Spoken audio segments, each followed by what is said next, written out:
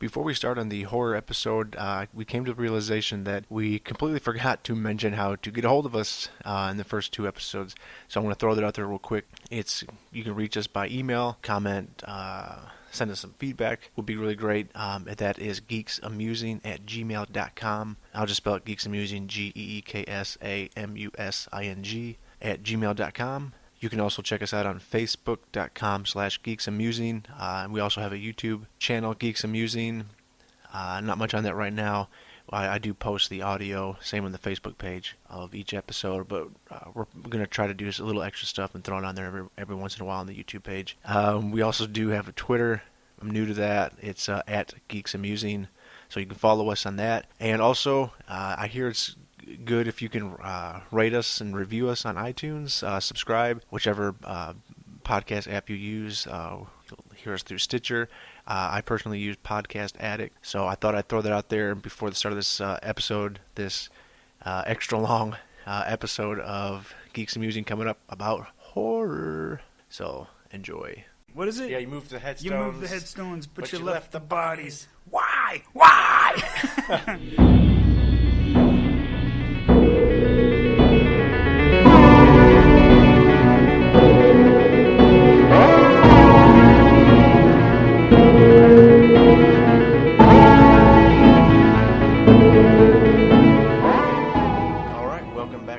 Geeks-a-Musing. This is Nathan. This is Ryan. And this episode's topic is something that's near and dear to my heart. It's horror/thriller. Mostly horror. I love horror. Horrors are near to my heart, too. Or as Ryan says, horrors. We're talking about horror. It depends where you come from. Horror.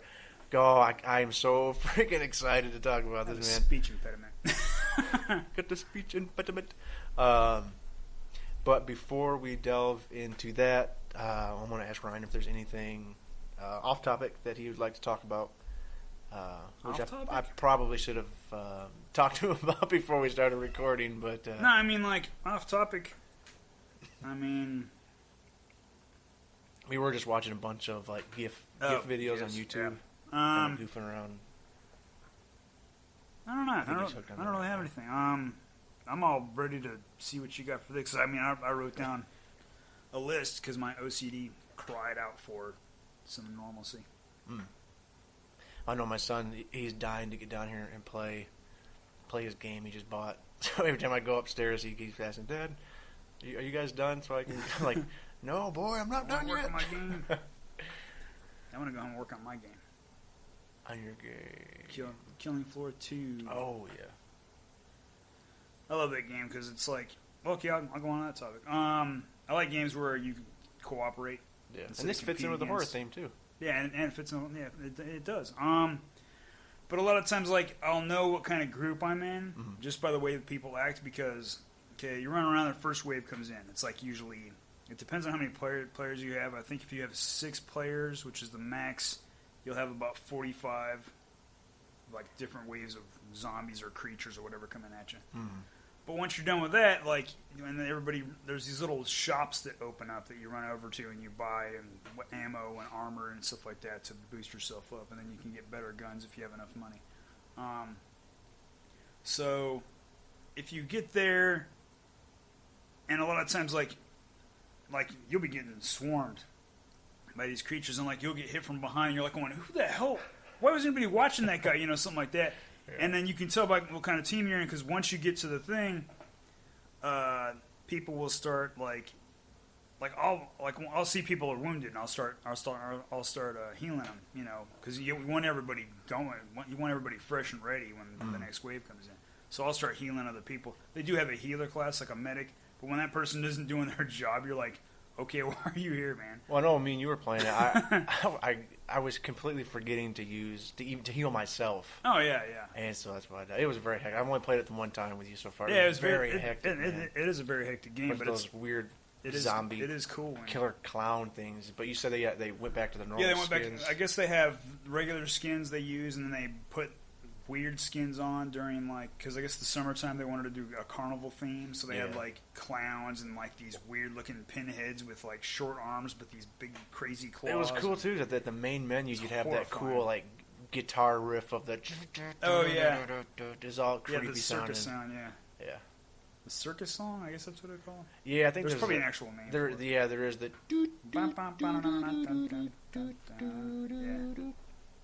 Yeah, I forgot what that's. But they had like a badass metal sound to it. So that's what you're kind of playing. Yeah, but I mean I'm probably just gonna do that.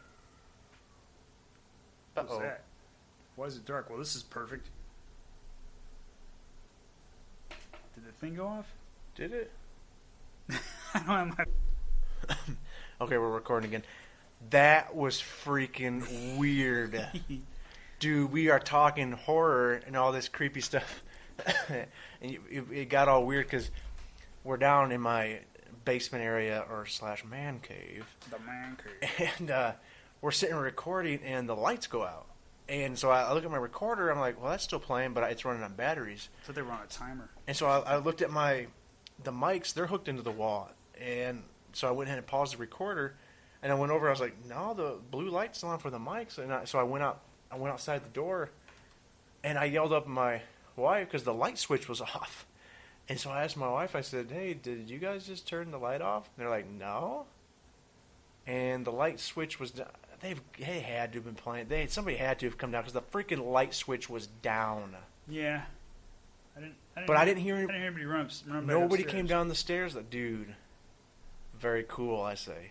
You're weird. But I've never... I'm out of here. I'm done. we haven't lived. I think we've lived here 3 months in this house. Our very first house we bought. And did the previous owners tell you how this place was buried on an old Indian burial ground? They did not. But see, I've never gotten a weird vibe from this house. And secondly, I don't believe in ghosts. So, but I don't believe in ghosts, but I do believe in demons. Yeah, that's weird. But I've never felt uneasy in this house. That is really weird. Okay, let me make sure everything's still okay. Time's going. It's registering our voice, so it's recording. All right, that is weird. You're good. All right. Anyway, did you say anyway? Anyway. But yeah, Killing Floor 2. What we were just finished talking up. And for me, I'm thinking when October rolls around, they'll probably... That seems like the kind of company who's going to put up some scary, like the guy who runs around with the monkey with the chainsaw. No, because he was just a man wearing a monkey's face with the chainsaw. They'll probably put a leather face mask on him or something, something close enough to it where they can't get in trouble. Yeah, so, Leatherface. Speaking of Leatherface.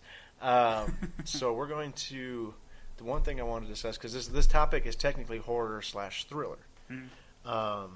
What is the difference between horror and thriller? Yeah, that's what I said. You asked before we started filming. You asked about that, and I was like, well, we'll talk about it on the pod.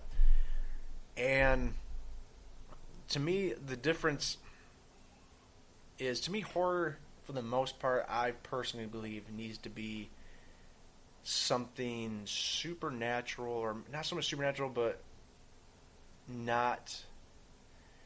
Serial killer movies, I consider all of those thrillers. Slashers? Yeah, slasher. Oh, no, serial killers. Serial killer type movies. Well, like catching the criminal kind of thing. Yeah, or if you can stop the killer, like if it's actually a human. Yeah. And you can stop them. I consider those more of a thriller.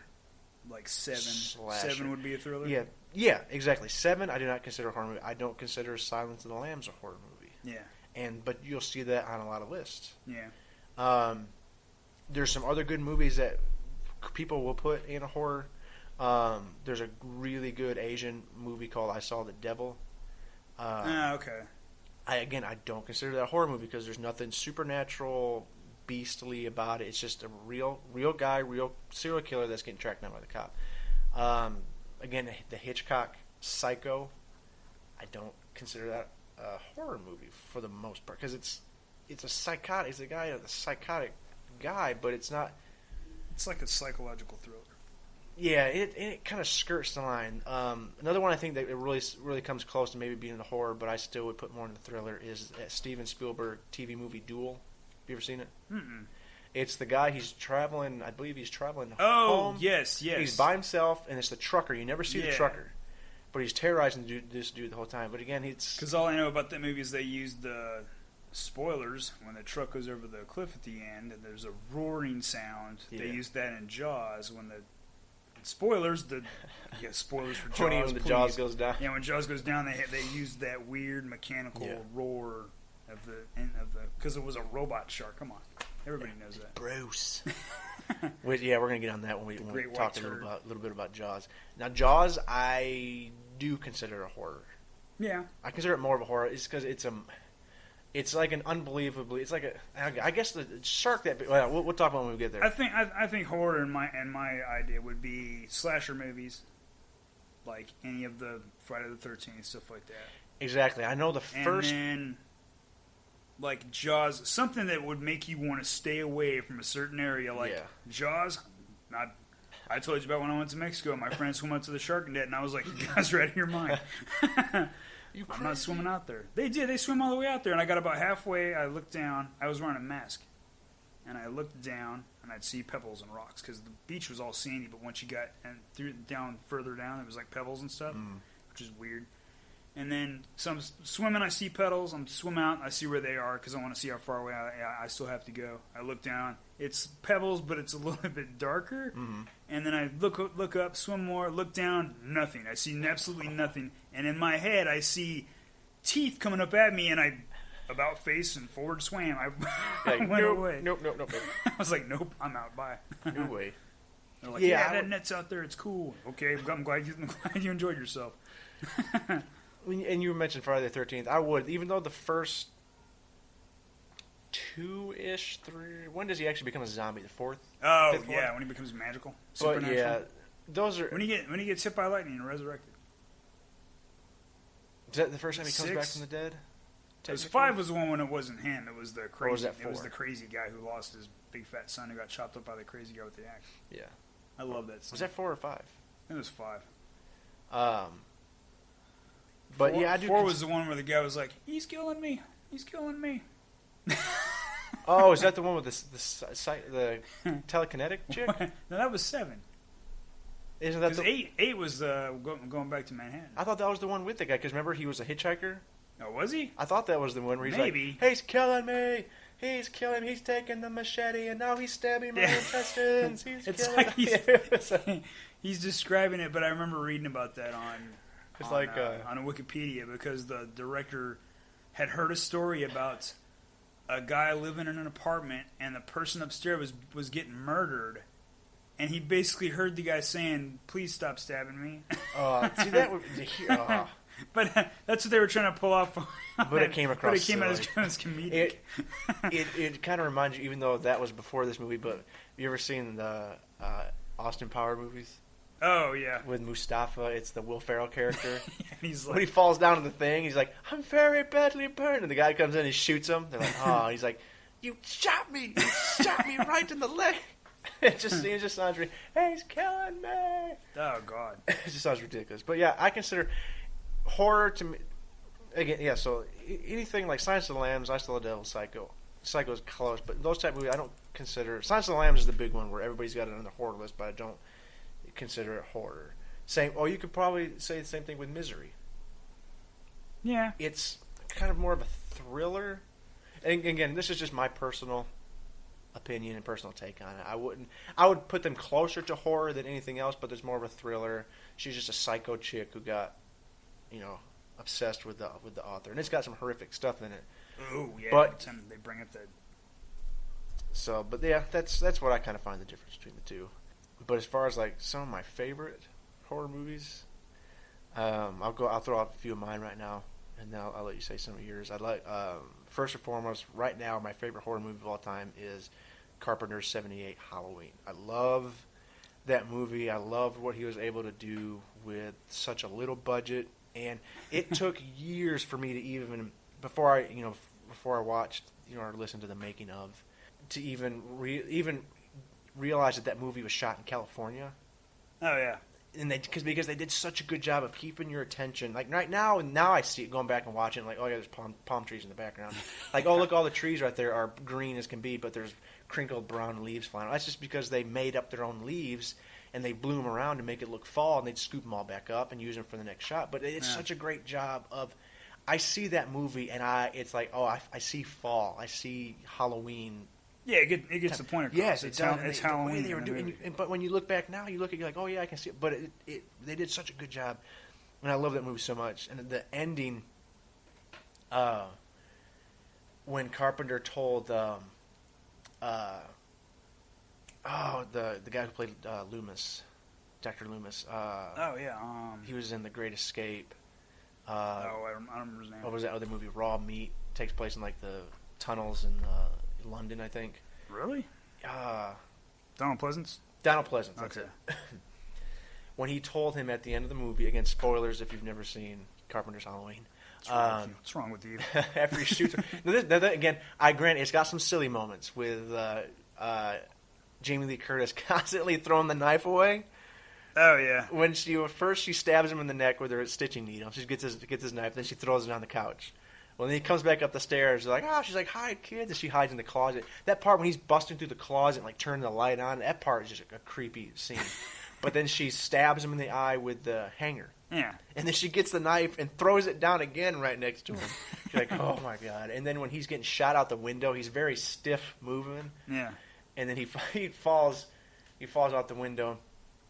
And they said he told Donald Pleasance that when he looked at the end of that movie, when you see him look over the balcony, to play the scene like oh crap, his body's gone, it's not there, or looking over the balcony and looking down and going, I knew I was just going to look down there and he was going to be gone. Like he knew that he was going to look down and not see him. Yeah. And Carpenter said, if you just watch that scene, you see what he picked. And he portrays it so good because in my mind, I think he picked the latter. I think he picked it figures he'd be gone looking over. I don't think he was surprised at all. And so when he looks over, I think he conveys that so good of like, I remember that throwing me off when I first saw it. 'Cause I was like, why isn't he acting like more shocked? Yeah, like what? Yeah, he's gone. Yeah, he's kind of like going, oh, okay. Yeah, he looks down like, oh, dang it, I knew I was. That's what I was going to say. Well, I did sign 3 movies, so of course he'd be back. Then you just hear that breathing as it shows the shot of the house and the neighborhood and all that. And you're like, oh yeah, that's such a good movie. I still think it's funny they used a Shatner mask as the skin. Yeah, mask. the way they took the color off and they cut the eyes a little bit. My biggest complaint in that movie though. Oh really? Well, wasn't that it was when they show him without his mask on for like that second. Oh. When she pulls the mask off. And I don't even remember that part. Yeah, I wish they would just edit that part out because. Okay. But yeah, that's my all-time favorite. Again, a very close second is another Carpenter. Love Carpenter's '80s stuff, man. Carpenter's awesome. I got so robbed by Hollywood. Yeah, he did, dude.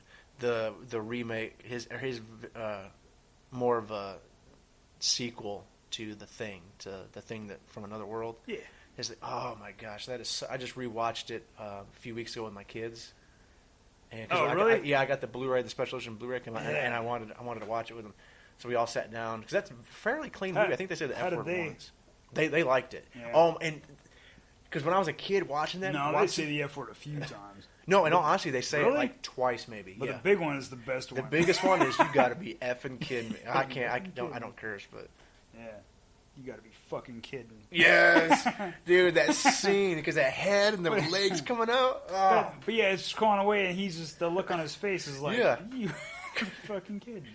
But dude, when I was a kid, again, going back to that. When I was a kid, man, the scene I used to watch that movie, but the scene always used to gross me out, freak me out. Was the scene in the dog pen? Oh yeah. When it is just tearing those dogs apart and everything. And it's in that dog splits open like. Now little things are coming out of it, and it's. No, you do the sound effects good.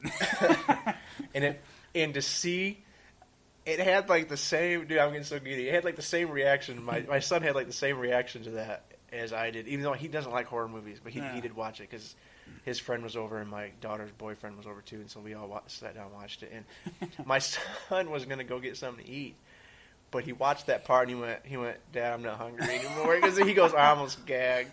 And I loved that. See, that's awesome because it's physical. You could touch that. Yes, if you'd have done that, it doesn't have the same effect with CG. Like CG, you would have went like, man, now I'm hungrier because it looks like jelly. I'm gonna get peanut butter and jelly. Yeah, and I know the remake / prequel that they brought out. The sad thing about the prequel was that they actually had all the, what do you call that? Physical practical effects. There you go, practical effects. They had practical effects, but then the studio was like, let's go ahead and throw some CGI. Yeah. And they had it fine. Like the one that was ruined the most was when the dude was in the helicopter and his face splits open and just basically he all opens up and envelops that guy in tentacles, the one across from him. That was all practical effects, and then they went over and did the CGI. Yeah, that was, I don't know. It had its moments that were okay. Yeah, I still like that one chick, the French chick. Well, it's like, get the keys out of there. And her head just snaps back and her chest opens up. Because I always looked at, when you think of the Thing, and if you use your imagination in a human body and bones and things like that, the freaking rib cage is the perfect place for a mouth. Oh, Its rib cage is your teeth.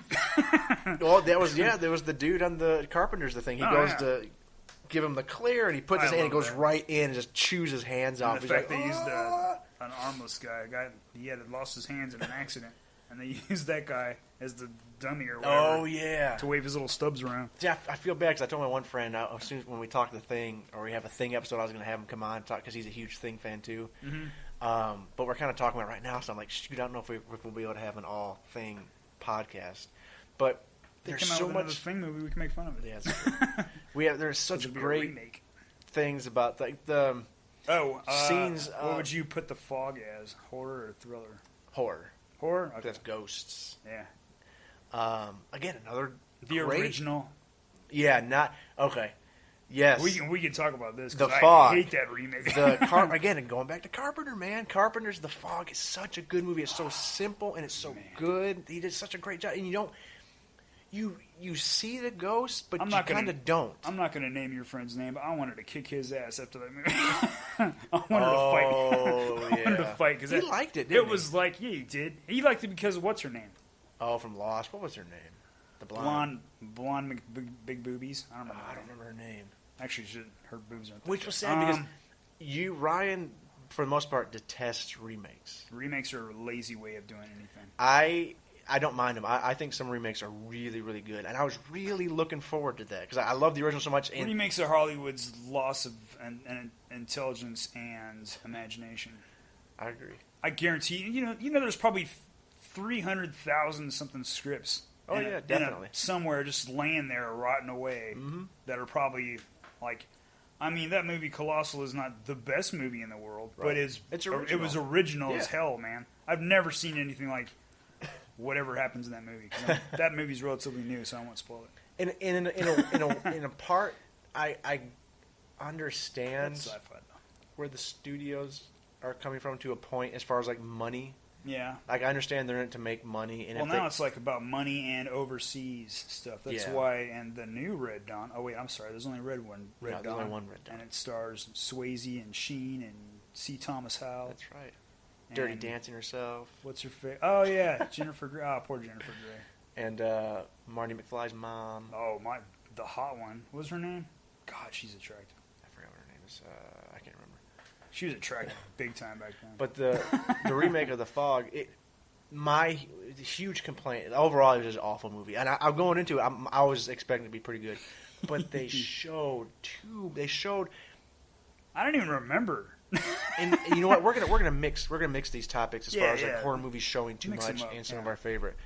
They showed way too much of that. They showed too much of the ghost. What made the original so good was you had the silhouettes and the eyes, man, the red eyes. You couldn't see anything. There was just a black shape with eyes, and that's it. You didn't see any face. Yeah. You didn't see hands. No, nothing like that. But in this one, it was the ghost. You saw him perfectly clear, and you're like, oh, come on, man. Yeah, see, I don't even remember. I blocked that movie out of my head. We went to the theater and saw it. Walked out thinking it was crap. A friend that was with me, he liked it. It's like when my friend Tony made us go watch Battlefield Earth, that son of a bitch. Tony, you're dead to me. The Travolta Scientology movie. Oh, yeah, that's basically what it was. I still can't believe what's his name was in that movie.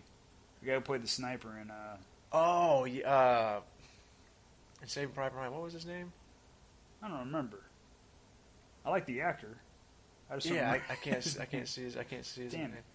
He was a sniper in Saving Private Ryan? Yeah, he played the Earth guy, and then you had Travolta and Forrest Whitaker. Oh, God. Playing these, supposedly, like, these giant... that was a crap movie. That movie's horrible. But showing two... Again, it's all... Remember, this is all our personal preference. Some people like to be shown everything. I don't. I think it's scarier when I'm left to my imagination, for the most part. Like, there's some that... I don't know, I guess you could say do take the cheap way out and just don't show anything because they don't, or I don't know. But well, that's like a thing I've seen before where they basically tell you, like, if you're watching Nightmare on Elm Street, great example. You see Freddy Krueger, and he could be anything in your dreams that's terrifying, but this is the thing that's terrifying. A burnt-up man with knives for his hands and a Christmas sweater. Yeah. That's the scariest thing I can come up with. Believe me, I can come up with much worse.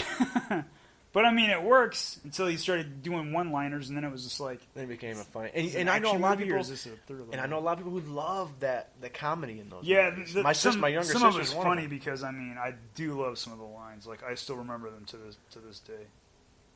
Sorry, kid. I don't believe in fairy tales. No, the Dungeons and Dragons kid. He was my favorite little nerd.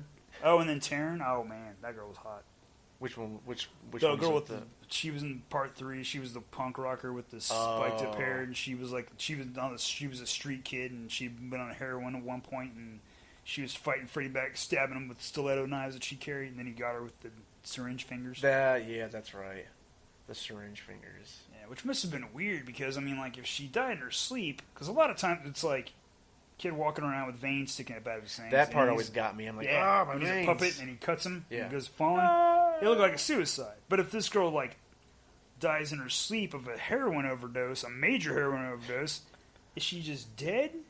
Or are they going to open her up and be like, Jesus Christ, this girl's taking more heroin than Kurt Cobain? It's liquefied her insides. Yeah. We could sell this girl on the open market. Well, okay, now real quick, I want to not really get off topic, but I want to talk a little bit about Nightmare on Elm Street. You mentioned it. Did you ever hear how Wes Craven come up with that idea? There was a couple stories, and they're actually pretty creepy. One was his own personal experience. He said when he was younger, I think he said they lived in an apartment complex. He said he woke up one evening and he looked out his window, and he looked down, and there was a guy standing down in the street with a fedora on. And I want to say, I can't tell if he was wearing that sweater, the exact sweater, or just a type of sweater. And he said he looked down there, and he said he doesn't know why he felt this way. He goes, but he felt like the guy, because the guy was just standing there. He goes, he felt like he was looking at him. Okay. And he said the next thing you know, he walks towards their building's doors. Mm-hmm. And then that was it. So he didn't know if he came in the building or what. He said it freaked him out. Oh, yeah. And that would be to wake up in the middle of the night. Yeah, look down there and see some guy in a fedora, like, looking up at your window. You keep going, but that reminds me of a story. I have a lot of stories. And then the other one was, he said he had read an account of a kid who apparently died in his sleep. Yeah. And I guess this kid had been trying to stay awake, because I don't remember the whole story, but under his bed, I guess they found like a portable coffee maker and all this stuff. And he was trying to stay awake. And I want to say they said he said that if he fell asleep, he was going to die. And so he kind of just took those two ideas and mashed them in. And there might be I might be missing something or forgetting, but it was, I think basically those were the two things. But I was like, oh, dude, those. See, the Freddy, I could see that because there was one time where I was walking home from a bar with my friend Ron. And there was a guy walking down the street opposite from us on the sidewalk. And we were like walking right in front of our house over by Texas Christian University. TCU. Yeah, Horny TCU. Toads. I think they're called Horny Toads that's now. Something about a Christian university. There was nothing Christian about those girls in the university. Anyway. But yeah, this guy was walking on the other side. And you couldn't make him out. Either that or we were kind of drunk, but I mean, like, I never get that drunk where I don't remember what I was doing. There's sometimes I wish I didn't remember what I was doing. But I was walking across, and my friend Ron goes, "That's Freddy Krueger." The guy, like, kind of laughed, but it was a Freddy Krueger, like, laugh. I think it was his natural laugh, and I was like, that's not funny. So let's get the hell out of here. But the other time was when we watched Friday the 13th Part 3. And one of the better Friday the 13th. That scared the crap out of me. That was like 7th grade. Yeah, it was on cable. That was like 7th grade, or maybe 6th grade. Excuse me. And I'm up at like 2 a.m, and I guess this couple was having a fight. But like we had like not like the apartment where like it's outside, you know, the stairwells and everything like that are all outside and stuff. But it was all like you walk into the building and there's stairs all on the inside. So it was like an interior kind of apartment, no really outside stuff. Right. But they were like having an argument, and then you could hear her running from door to door, pounding on doors for help. And she was like, "He's gonna kill me," and then he could hear him behind her, "That's right, bitch, I'm gonna kill you." And then I was like, I'm in my room going, someone's gonna die. I couldn't sleep. I don't know what happened to that after that. You know, I don't have a conclusion for that story. But like I remember just laying there going, "There's gonna be a dead person in the hallway." How old you said you were? Like in 6th grade? Yeah, I was like six or 7th grade. Man. So. But that was after watching Friday the 13th and Part 3 and watching Psycho 2. Psycho number 2. Yeah, Psycho number 2. Oh, okay. Because Psycho number 2, my favorite part is when that old lady looks up and he goes and puts that knife right in her mouth in the back of her head. But as a little kid, I was like, "Nope, that's terrifying." Nah, no, thank you. Anyway, go ahead. But that was my Nightmare on Elm Street stuff. But I'll get back to the horror movies showing too much, not leaving it up to your imagination. That's why I don't know, horror movies showing too much and horror movies that relied too heavily on jump scares. Jump scares, yeah. Somebody brought up that's one of my favorite guys. James Wan? No, Chris. Damn, he's on YouTube. He's the movie. He's a movie. Stuckman? Yeah, Chris Stuckman. Because he talked about Halloween and how there's no jump scares. Like there's one part in there where there's a kind of a jump scare, but it's like the sheriff walking up behind. What's the doctor's name? Loomis. Yeah, Dr. Dr. Right. Loomis, and he puts his hand on his shoulder, but there's no like doo like noise or anything like that. It's just he's just there, and you're like, oh crap, because it's one of the startling things. Mm-hmm. But that stupid little noise that always comes out that always accompanies jump scares. Yeah, because I've gotten jump scares from action movies. It doesn't. It takes for me personally. It takes no talent to get somebody to jump. My favorite jump scares are when there's a cat in the closet. Because I'm like, where'd that son of a bitch cat come from? Yeah, how long's that cat been in there? He's like, thank you. Yeah, you open the door. I've been waiting for the use litter box for like 3 hours now. The killer put me in here. Yeah, it doesn't take. It just takes. You need to have a few moments of quietness and then some loud noise. And I'm sorry. Give me the slow creep out effect. Something that can creep me out. I think James Wan is recently very good at doing that as far as like The Conjuring. I haven't watched it, maybe. You ever seen any of the Conjuring movies? No. I Ghost movies are more frightening to me than any kind of slasher movie. Because I've told you this before. If Jason Voorhees is coming at me with a knife, I can think, I might not get away, but I can get a punch in.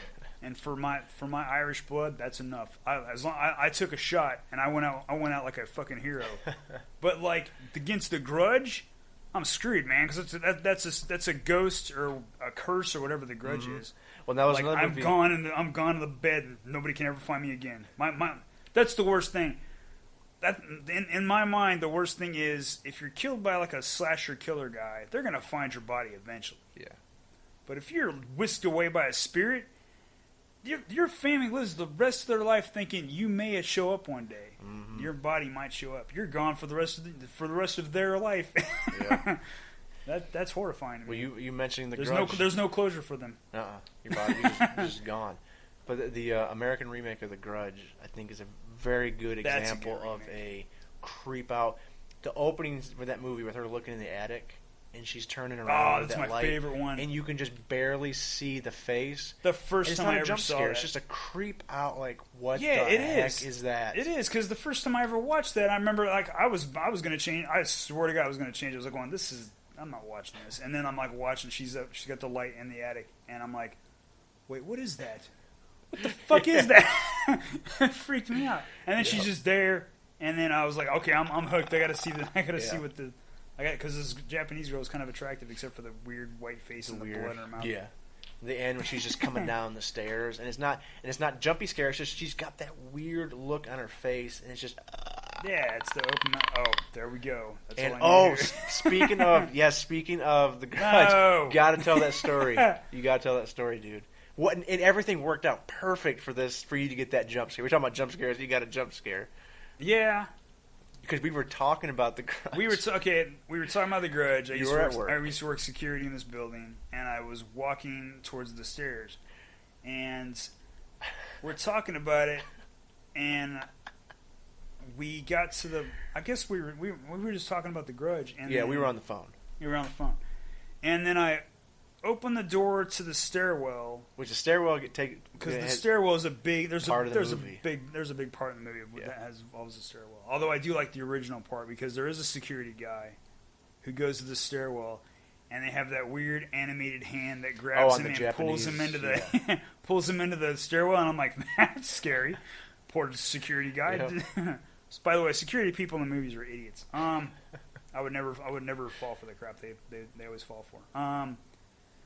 But yeah, we were talking about that, and then I opened the door, and in front of me is this long black-haired Asian woman, and I'm like, it freaked me out, and then she got freaked out too.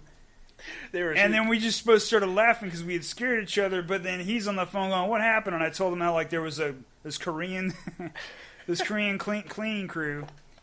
And one of them was walking upstairs, and she had long black hair in her face. Dang. Why in her face? She couldn't tie it back. She's trying to scare me on purpose. Oh dang! But it was we were laughed for a while. That could have worked out more perfect. That was so good. Maybe she was listening to my conversation.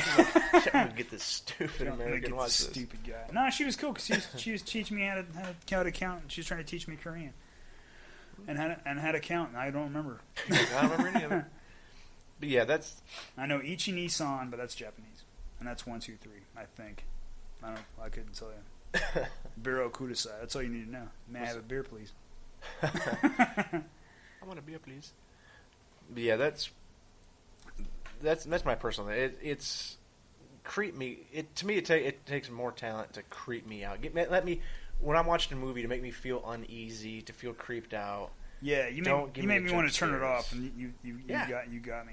Yeah, exactly. And there's if you're making me go, okay, how many times have I seen somebody get hacked in this fashion? This is the 12th time now. Yeah. You got to get more. Like, I mean, come on, nothing beats picking up a chick in a sleeping bag and smacking her against a tree. That's beautiful. Yeah. But yeah, stabbing somebody. Everyone's been stabbed. I've been stabbed right in my arm. We've all been stabbed. Not me. Let's keep going. But I know a lot of people they like a lot of older horror movies. But there have been some good recent horror movies like Conjuring we talked about, Insidious.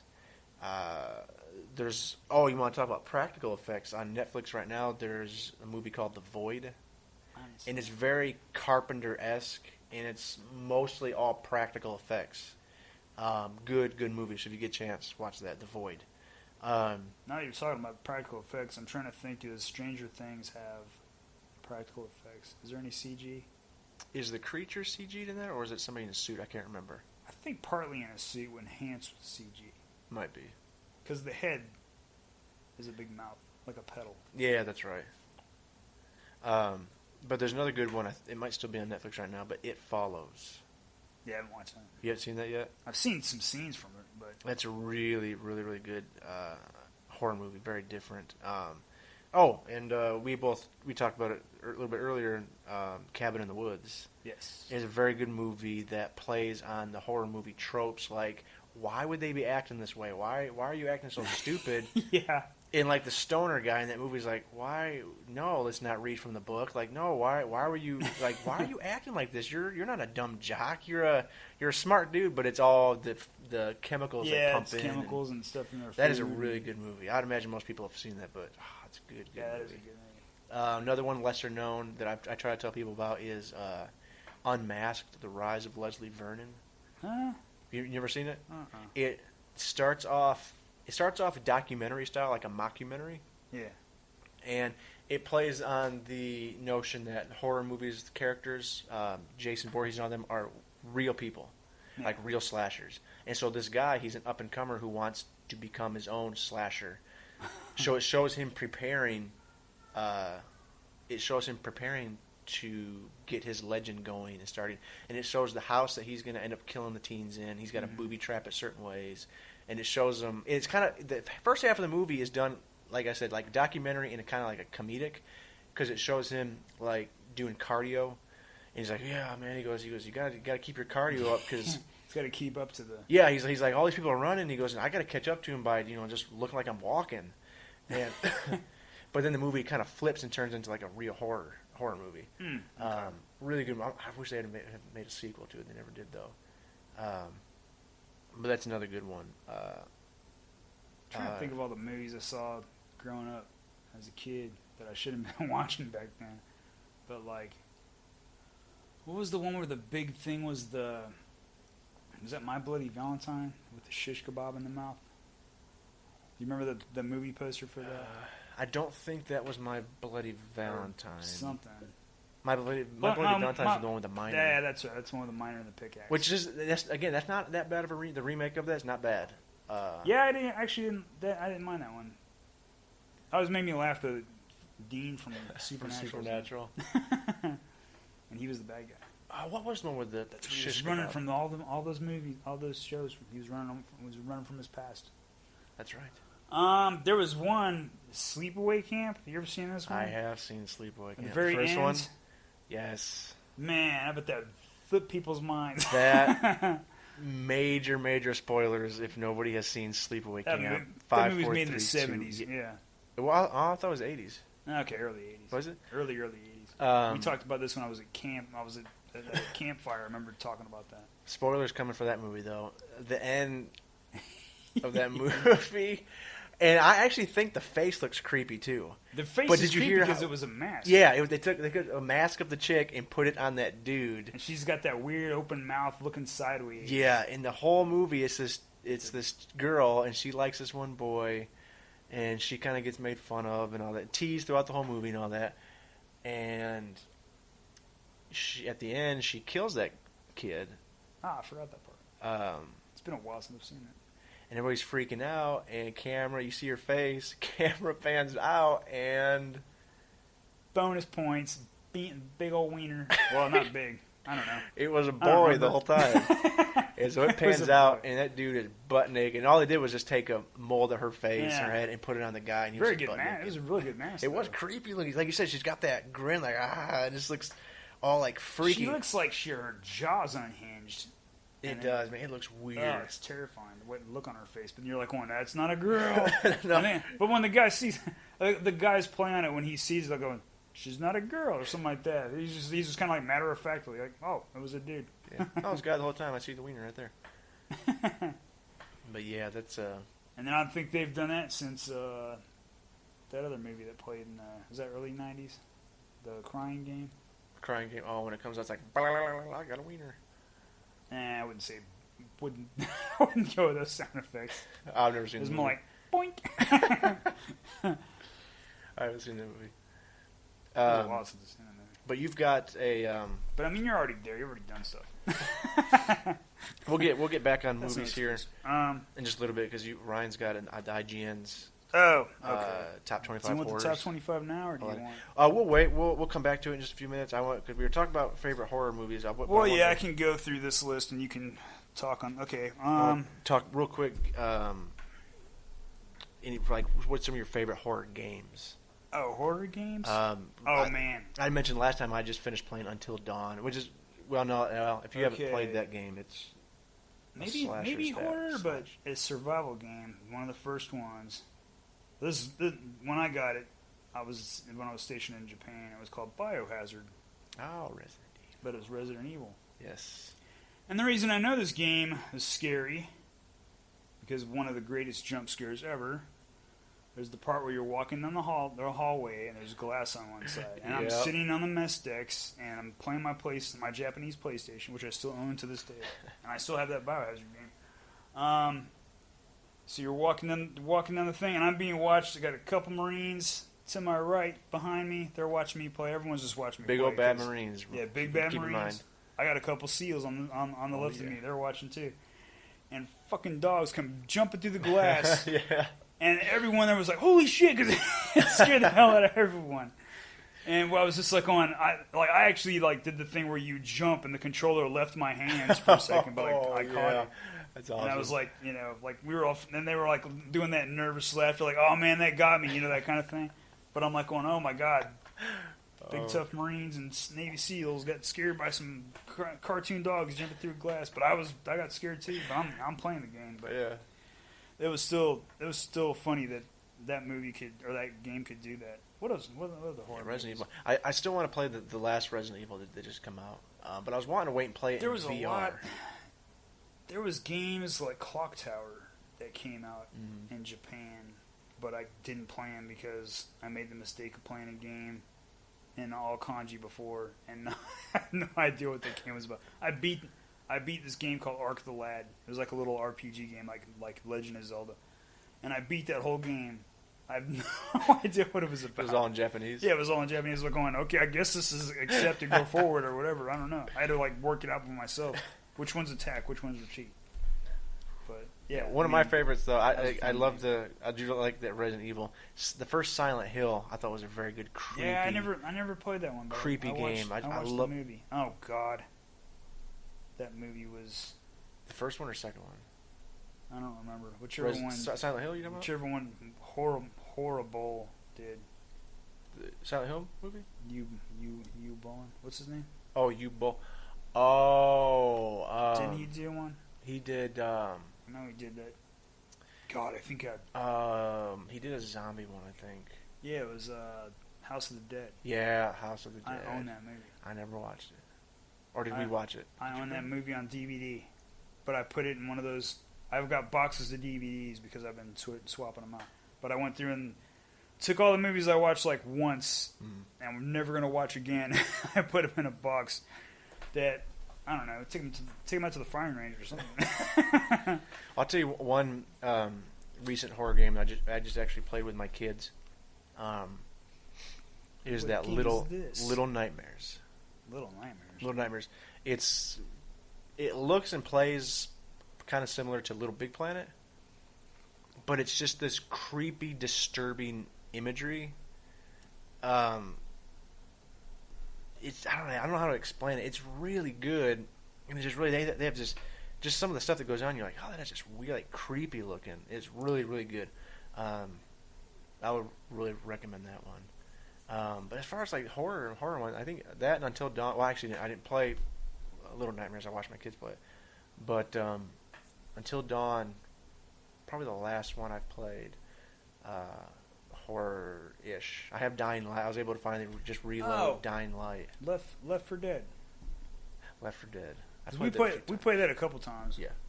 That was kind of fun because it was just usually running around trying to cover each other's back. Yeah.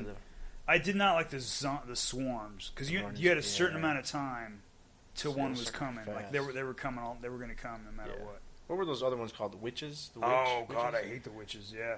You have to sneak by. Because you'd hear them crying in the darkness. You're like going, oh, what is that? Where is she? Oh, she's right around the corner. Don't go over there. Don't shine your flashlight on her. Run! Get out of here! I like those witches though. They're scary though. That was perfect because it was all about sound then, and it was just like she sounds upset. And I don't want to disturb her. Yeah. I kind of want to give her a pat on the back like it's going to be all right, honey. But then she's going to rip my throat out with her claws. You could do the sneak up behind. Couldn't you do a one-shot kill? There was an achievement. If you had the shotgun, the double-barrel shotgun, if you used both barrels, you could take her head off with a shot. But you have to get up on her. Yeah, and you had to really sneak to get up there. You had to be, if you shot and missed, he was going to tear your ass up. There's another recent horror game that I've been wanting to play. I haven't gotten around to playing it. Was the Evil Within? I don't know. Because they're getting ready to release a second one. I think it's from the Resident Evil guy. Oh, okay. But yeah, I haven't had a chance to play it yet. Like I said, the second one's getting ready to come out. There is another game. I'm trying to think of the next good, the one horror game that I'm looking forward to coming out. And I'm drawing a blank right now if there's anything that comes out sooner. But that Days Gone, I think it's supposed to due out next year, and it's a zombie horror type open worldish survival. They showed a lot of video footage at this past E3. Let's see, we should get Looks really good. We should get into zombies. Because in movies, there's always a problem where they tend to overuse something. In a zombie movie? No, I mean like in general, like when it comes to movies, like they'll do, they use a lot of like now it's everything has zombies in it, just about, and it gets to a point where you're like going, oh, it's interesting, but it's zombies again. Yeah, we were gonna have your favorite zombie movie, but that topic's been done to death. But we talked about zombies. You can talk about my favorite movie ever. Sarcasm dripping from Real tongue. quick, I told Ryan, because we were going to start getting into it off mic, and I was like, nah, let's talk about it here, was the Brad Pitt starring World War Z. Starring Brad Pitt. That's not World War Z. With Brad Pitt. That's the only reason he made that movie, because he wanted to be, I'm Brad Pitt and I can save the world. If you haven't been able to tell, Ryan did not care for that movie. I liked it. I actually took my kids to go see it. I didn't like it because I read the book. Yeah, and I think that's the thing. I think you went into it. If you would have made that movie anything else with another title, I wouldn't have a problem. Yeah. But you used that thing. When I go to see that movie, I want to see the things I read in that book. And we talked about that book before. That book would be a great before Walking Dead. Yeah. Was on what are they on? Showtime? Walking HBO? Dead? AMC. AMC? Why did I think they were on the bigger network? I don't know. Well, because HBO does those great miniseries and stuff, and this would have worked great as a miniseries. Yeah, because I think it was like 12 or 13 chapters, maybe. That's 12 or 13 episodes. Yeah, I mean that's perfect season. And then that would have been great. And you're right. They should have made that, broke them down chapter by chapter. Well, and what's weird about it is, I would think you're looking at it, you're like, you spent all this money to get the movie rights for it, but the movie has nothing to do with the book. You've got Brad Pitt. Yeah. He's going to bring people in. If you'd have just called it Zombie Wars or something. Yeah. Yeah, you could call it anything. You didn't need to. It was, to me, it was unnecessary spendage for the name. Yeah, that's all it was. Now, now he's supposed to be coming out with another one, the World War Z continuation, but this one's supposed to be more towards what's in the book. And see, and I would be looking forward. And I'm curious. I'm not happy about it. I did like. But that's because I'm an old man and I'm cranky. Get off my lawn. Oh man, take a look at my life like you. You're nothing like me. But I did like it. I liked the way the zombies moved, just like this, like crazy ants. Because. Well, let me explain. What you can't see is Ryan shaking his head like crazy kid. Because zombies, they have weight behind them. Those things did not have weight. They basically glided and flew. If you look at like the outside of the Jerusalem where they're coming up the wall, to me that seemed plausible because these things are their version of the zombie is just this ravage eating machine. All they want to do is get to flesh, and so they're not going to care about the other zombies. They're going to do everything. So they're crawling over each other to get to this to fresh flesh. They're just. So that made sense to me. It's like, well, they would be crawling up because they would just be climbing over each other to get up to whatever. I kind of like that, and I like the way that they look like a wave of zombies just like smack because they would have no concept of stopping or slowing down. They just crashed into each other.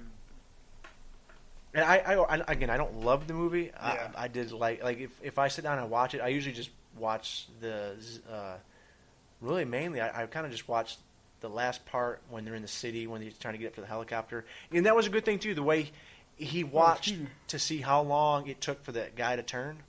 No, that's right. And then he gets some blood in his face, and he's like, "No, you stand back." He gets on the edge of the building, and he's counting to himself. So in case he starts to turn, he falls off. Yeah. And that's when he realizes, like, okay, no, I'm good. And I'll watch the Jerusalem scene because that's cool. The plane crash part's pretty neat too, when they're trying to quietly pack the stuff up. I'm not a fan of. See, I don't see them. I think of there's zombies, which are once dead people, and then of course the recently dead people that are killed by the dead people, and then there's infected, which is what every other movie is. Because like World War Z, those aren't zombies; those are infected people. Are they? I thought the guy died. They probably die because of the infection, but then they're just animated corpses, which are zombies technically. But these are like running better than a football player kind of zombies. But that all came from 28 Days Later. Yeah, I was say that is infected. Those are infected. Yeah, but like that's a good movie though. Yeah, it is a good movie, especially at the end where you see the infected are dying off. But they're like they look so just thin, and you're like, they're just like. They look like they had no more energy left. They're going, I'm still angry, but not that much. And they just kind of fall over dead. Yeah. But yeah, I mean that's where the running zombies came from, because they showed up in Evil Dead. But they were kind of running. But I'm like, my thing is like, as a person who wants to be a survivor, if you're in a zombie movie, running zombies, I'm dead. I'm putting a shotgun in my mouth and that's it, because I'm not outrunning something that won't get tired. Yeah, that's not gonna get... I don't care if you're a marathon runner. There's only so far you're getting. Well, you know what? And I wish I'd have looked this up before we started recording. Oh, okay. It was a zombie movie. I think it's making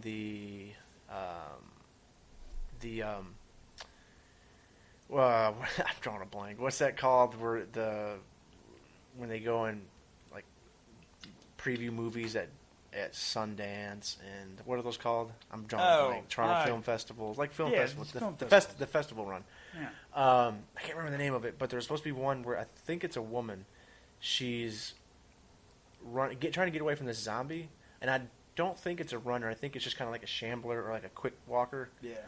But she's got to stop and rest, but this thing does not. So she's constantly got to be on the move. But I don't know how it keeps tracking her though. So I don't understand that part. But just the concept for that movie. Visually, is she out in the open, or is she? I don't know. That's what I need to find out. I don't know if it. See, I would like an idea where like if it's like a fast walker, and it might not. Now be in my head, it's a fast walker. It's like the whole people. Oh, in the mall walkers? When they're the mall walkers, but a zombie coming after you. Yeah. Now, for all I know, it could just be an infected. It might not terrifying. be zombie. It might just be an infected who like has her scent and then can track her. Yeah, but I mean, it'd be cool if like you could run a little bit, but then you could rest because he would kind of be coming up on you. Yeah. But then you could be like, okay, now he's getting too close, and I got to run some more. Like you catch a breather, and then run some more, but he's just going to keep coming. Sooner or later, you're just going to be like, I'm either fighting. Or something. That's what I'm telling you, dude. Watch. It's not a zombie movie, but watch It Follows. No. If you get a chance, watch that movie because it's kind of similar to that idea, and that to me that would be freaking terrifying. Knowing that my big loss on the World War Z thing was stuff I read in the book, like about all these little things, like them losing Yonkers because of our military is so freaking stupid they couldn't figure out, let's put these guys in chemical gear, full fatigues, full packs. Let's hook them up with wired headsets that are hooked up to the sights of their guns, and we'll have tanks everywhere and all this other stuff, and we'll have them dig trenches. Why do you dig trenches against zombies? Yeah. Because that's what the military is used to doing. They're used to digging trenches. But like they basically... They send in like this wave after wave of like bombs and tank shells, and like they didn't even use enough. They didn't bring enough ammunition for the tanks. They even had these like ones that I didn't even know they actually have these. If they actually do have these, I would love to see them in action. Basically, it's a shotgun shell you put inside a tank. Oh dang! And you fire, and these little steel balls fly out the other end, and probably just. Oh, I'd love to see that up against a brick wall. I would love to see that. That's like what they used to use in cannons. What's that called? Canister shot, or whatever. Where it's basically a shotgun blast with these tiny. They just use whatever they can and stick it in there. Well, see, that's another thing too. Let's say you did have a wall of zombies coming at you, and you just unleashed with your weapons. Wouldn't the dead zombies, or even the busted legs out one, wouldn't they They'd still slow be down? Yeah, but they would. Wouldn't they be slowing down the herd behind them? because they'd have to start shambling over, and then you just keep hitting that I think wall. the other ones just keep walking forward. Well, they even it's like they use napalm, but then you got zombies on fire. But I mean, like just seeing that scene in my head as he's playing it out, and the thing would have been great. And then the one where they go north because zombies can't really function. Oh yeah, they wouldn't be able to move. They freeze, or blood would freeze in their body or something like that. But there's a part in there where they pick up this lady who's like a hitchhiker, and they're giving her a ride, and they're like being nicer, giving her some food, and then they realize that she's got a wound, but they don't know they don't know what happened. But then when the girl's like napping in the car, and then they wake up, and then she hears an argument, and they've kicked that lady out.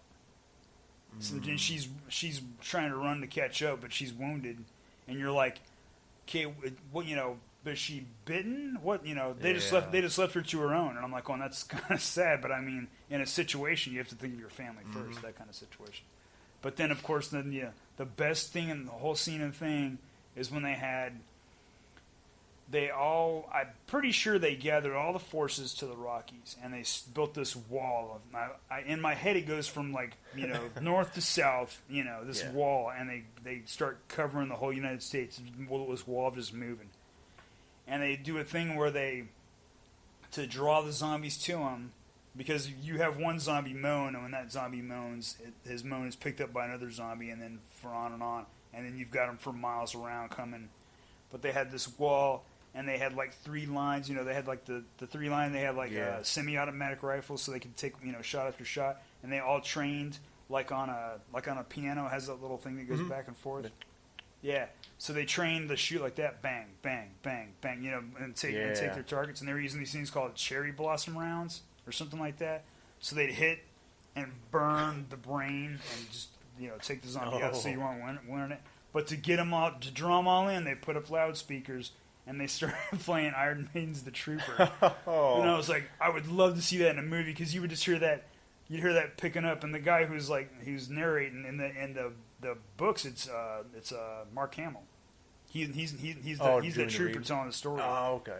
He was like, because he's older now. You got the audio book, don't you? Yeah. It's really good. They got a lot of people who were in that. Yeah, you really liked that. I love that book. That's why I'm disappointed that. Well, that was another thing I wanted to get onto, was horror related books. And, okay. And of course, Stephen King's my favorite author. Love a lot of his books. Read a bunch. I was going to say, what's the recent thing that came out? But that was Dark Tower, which has not done well. And that's more of not really a horror. It's more of like a fantasy. Yeah, it's like it is more fantasy. But him and Stephen King and dang it, I got a bunch of the other guys' books, and I can't think what his name. I'm drawing a blank on that author's name. Dean Koontz? Yes, that's it, Koontz. Really? Yeah, Dean Koontz. Yeah, he's another one I got a bunch of books on. Does he do horror, or does he do sci-fi? Yeah, he does horror and does horror and kind of like science fiction-y, like medical type stuff like that. He has done some stuff that's been turned into movies. I love reading. I've got a couple books of like just a bunch of short horror stories together. I always liked Stephen King short stories. Yeah, like his compilation books. Like, was it Graveyard Shift? I think is one. Yeah. What's my favorite one about the little army man? Oh yeah, Nightmare and Dreamscapes. Is that the one where the guy kills the toy maker and he gets the bot? Is that what happened? His toy. If it's the same one I'm thinking of. Because I remember when I was younger, they had a version of that, but it was like this kid's abusive dad. Oh, and that's what it was. But then I did see the one that you told me about, where it was the more updated version, where he was a hitman. Yeah, because it was the actor. The guy who plays he plays the general that Sam Elliott played in the Marvel universe now. Sam Elliott played him in the first Hulk movie, but now he plays it in the new Marvel universe. Oh yeah. He's got the gray stash. Wasn't he Kevin's dad in Home Alone? No. Who am I thinking of? I'm thinking of John Hurt. Is that John Hurt? Hurt who's the one who just passed away? Yeah, that was a Hurt too, but it wasn't related. I don't think. Was John Hurt the one from Alien? Who was the one from Alien had the chest burster? Oh, that was oh man. Was that John Hurt, and the other guy you're thinking of was William Hurt? Yeah, maybe. I think it might be William Hurt. Okay, Yeah, he played the hitman. Yeah, he had on the toy maker, and somehow, I don't know if the toys because mailed themselves. it read just like, I mean, when you watched it, it was just like the book, because it even had the part where there was the torn scrap that was off the list, and he didn't have that part. And then after the big explosion, spoilers for an old book show, there's the explosion, and it was like boom, like the top of the whole place was blown out. Yeah. And then the paper comes down. And I remember, because there's a scene in there where he gets hit by something. There's like a quarter-sized hole in him. And he's like, what the hell's that? And he realized they have a missile tracking system or something like that, like a little missile system. Like those little 3 ones like they had in G.I. Joes. Yeah. And he got hit with one of those. And he's like, that wasn't on the list. Like he kind of was like, that wasn't on there. So like that part got torn off. But the big one was the thermonuclear weapon that was on the list that he didn't know was in the case, because they were setting that up. They were setting that up to begin with. The army guys were just there to draw him out. That was a good story. Yeah, there's a lot of short stories like that I like. Yeah, I'm big on short horror stories. I like reading full horror books, but who else is Stephen King? Was Stephen King Creepshow? It was Creepshow, Romero. Yeah, Romero was in that one. It was Stephen King, George Romero. What was the one on the lake? Yeah, that was Creepshow 2 with he's like, I beat you. I love that. I love that thing. Yeah, that's the second one. The first one's got the one with Ted Danson. Yeah. And Leslie Nielsen. And it has what's his name in there? He starts turning green. Oh, yeah, it has Stephen King in it. King. Yeah, he starts turning like the plant guy or whatever. He shoots himself with a shotgun at the end. I always feel bad for Stephen King. So a lot of his movies come out, he's like, I hated that movie. You're like, man, what's the one? I don't care how cheesy that movie is. I love it. Maximum Overdrive. I do too, man. That It is cheesy, hokey. That is good. See, even if they were like, we're going to do a remake of it, I'd be like going, It's perfect the way but it I is. might be curious how it would come out. Because the one part I never got was when they had the little cart with the M60 on it. Yeah, how did that shoot? Yeah, it spun by itself. I mean, like, I could see if it was shooting and it was using the momentum to get itself to turn, but it's only going to turn in one direction. It's not going to turn back and forth. Yeah, I didn't understand it, because I thought it had to be... I think it had to be gas-powered, or mechanical, or electric. Because I think an M60 is gas-powered, but who's going to pull the trigger? Yeah, that's what I didn't understand. That would take a human being to pull the trigger. I don't know. Unless it's working something on the inside and they can bypass it. Yeah, I guess the machinery. But all mechanics work. It only took over for as long as that green fog was over the Earth, and then it just went Yeah, away. because the Russians saved us by using one of their weather satellites. It was in quotes, weather satellites, to use missiles and blow up the rest of the comet. That's how we got saved. The Russians saved us. Thank you, Russia. Thank you, Soviet Union. Thank you, Soviet Union, back in the 80s when we were afraid of you. That's right. But yeah, that here lately at work, I've been listening to podcasts, and one of them I listen to is a podcast called Darkness Prevails, and it's just a bunch of short, scary stories.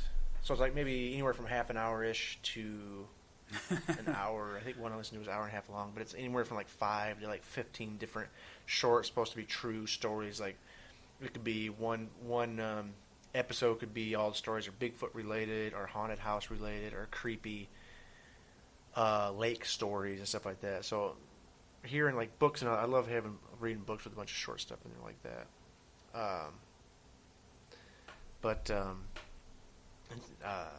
But since we're on the topic of horror, I had to throw in Halloween, but not the movie, The Holiday. Yeah, that is your dude. I know a lot of people who I love Halloween, the movie and the season. See, you and my friend growing up in high school, my friend Travis would have been perfect for this because he loves horror movies, but he gets to the point where his dad used to work with metals and stuff like that. Yeah. I think he probably still does. But his dad built him a Freddy Krueger glove. Yeah, a glove. That'd be so awesome. He had the Jason. He had a number of hockey masks, and I remember we were at the lake one time, and he had his hockey mask with him, and these kids were swimming a little bit away from us, and he put the hockey mask under the water and swam over to him, and he came up out of the water, just water dripping out of the holes, and these kids, are just terrified. And it was during the day, and I was like, "Oh, Jason wouldn't attack every day." especially with a shirt off in a swimming suit. Come on. See, I don't know if we're gonna have any sort of like website thing to be able to go to, because I would love to put a picture of, because I'm actually kind of proud of the Jason costume I made for my she wanted to be my daughter wanted to be Jason like 3 years ago, and so we got together these old. You had that mask. Yeah, I've got that really good mask. I got a Toys R Us. Whenever it was $20. Whenever it was 4th of July, Friday the 13th. What the hell's wrong with me? Yeah, that's right. You wore it at work. I used to wear it at work because people would come in and they go, "What's the mask?" I go, "Friday the 13th." And you go, "Oh, okay, I get it." But yeah, we went to the Goodwill store and just bought a bunch of cheap clothes that I thought would look kind of cool layered up, and we brought it home, and I tore it up and ripped it and got it dirty and threw fake blood on it and all that, and so we layered it up. And I have an old like skeleton-y mask with like Flynn wispy hair. Oh, so yeah. she wore that with the Jason mask over top of it. So I don't know if we can figure out if we're gonna have some sort of like website or something we can post some of this stuff. It'd be kind of cool. But yeah, I've got so many Halloween masks and stuff. Everything about it. I love the creepiness about it. You terrifying your son was one of the highlights of our friendship. It was probably mean, but I'm sorry. It was screaming. so mean, but that was. Maybe that's there isn't an actress in Hollywood who could pull off that kind of that scream. That was a scream of pure terror. That's why I laughed so hard, because I was like, you can never replicate that. You would actually have to stab a Hollywood actress just to get her, but she'd have to know she was actually being stabbed. Oh, that kind of makes me otherwise feel... she'd be like, "Well, this is just an accident." That kind of makes me feel bad. It was funny. He was 2. Yeah, I think he was 2 years old. No wonder he hates masks. Oh, that's probably why he hates horror movies. Oh, man. It was that same skull mask. That's funny. It was that skull mask. Yeah, it was just for a second I took it off, because he's. But he like, screamed, and oh man, I was laughing. It every now and then in my life, I've had moments where you're not supposed to laugh at things, and I laughed so hard at that. I laughed one time. This kid I knew named Colby. I don't know why. During recess, we're throwing rocks in the air, and then this rock came down and hit Colby on the top of the head, and blood just flowed like water down the front of his face. But the look on his face was just, what happened? And his face went all pale, and I did that same laugh. I was hysterically laughing. I didn't mean to, but it was just because of his face and what was going on. That happened once. My friend Ron wiped out, and we were tubing on the lake, and we were doing this thing called ragdoll, where basically you swing the tube. Mm. As fast as you can, and then you let go, and when you hit the water, you start flopping. You just start. Oh. You start skipping like a stone, and he was going end over end, like head water, feet, head. But then the water caught him and whipped his body, splashed into the water. Oh. And as we came around, his face was red because he was in pain, because he was like, I dislocated my arm or something like that. But then as we were coming up, his hair, he had long hair, was on his face, and I thought it was like. I thought that it was blood and everything just covered his head, and I started hysterically laughing, and I don't know why. I was like, I'm a horrible friend. I was like, my friend's head came off, but he's missing half his face. He was fine. It's funny though. I'm weird. Anyway. But yeah, I got a bunch of. Was it 2 I still have some ago? masks still. I got that. Yeah, you got that werewolf. I got that werewolf mask. My dogs love that thing. I forgot what I was wearing. I love the teeth on that, because the teeth they look like actual dental quality teeth. Yeah, they do. They look pretty good. I wonder if I could take them off that mask if I ever threw that mask away.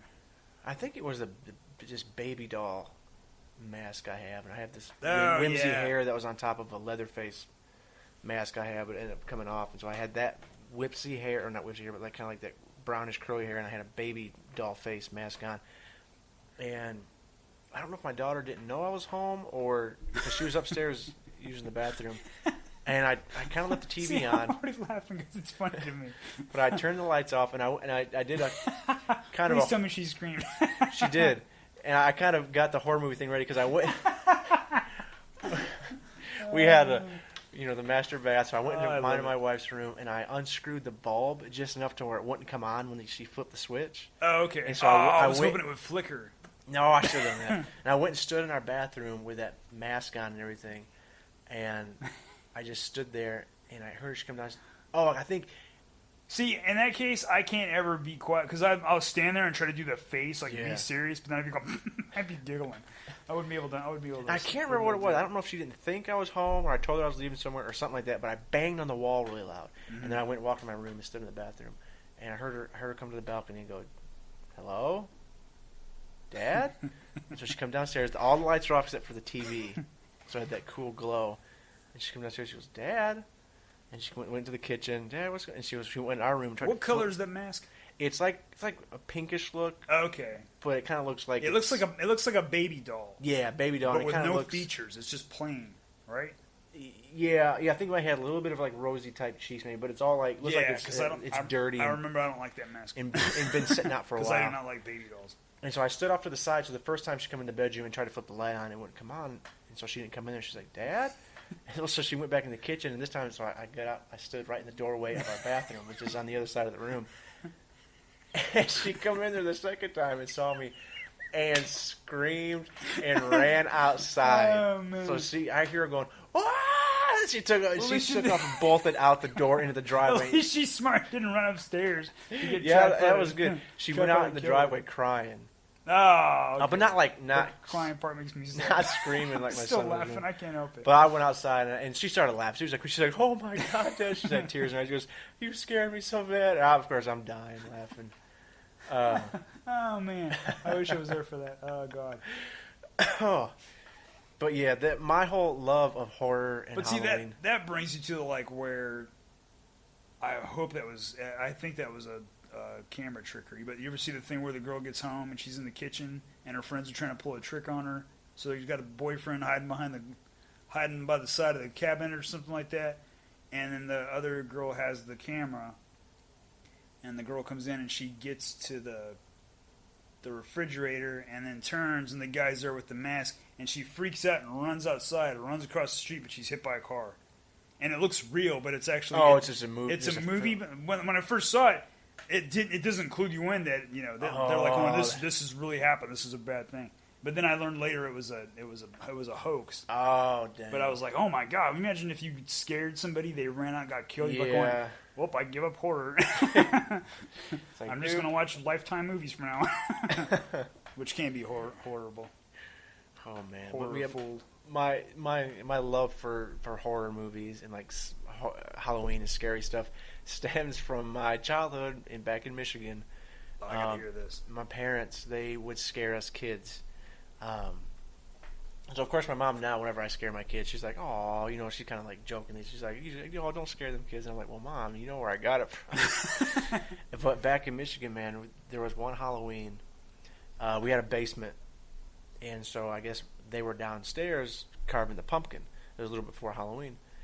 And so, how old were you in this? Oh man, see, we moved away from this town when I was almost 9, so it was anywhere from that I can remember. So it was anywhere from 5 to 8. You moved here? No, I moved to a different town in Michigan. Oh, okay. I moved here when I was getting ready to turn 13. You poor bastard.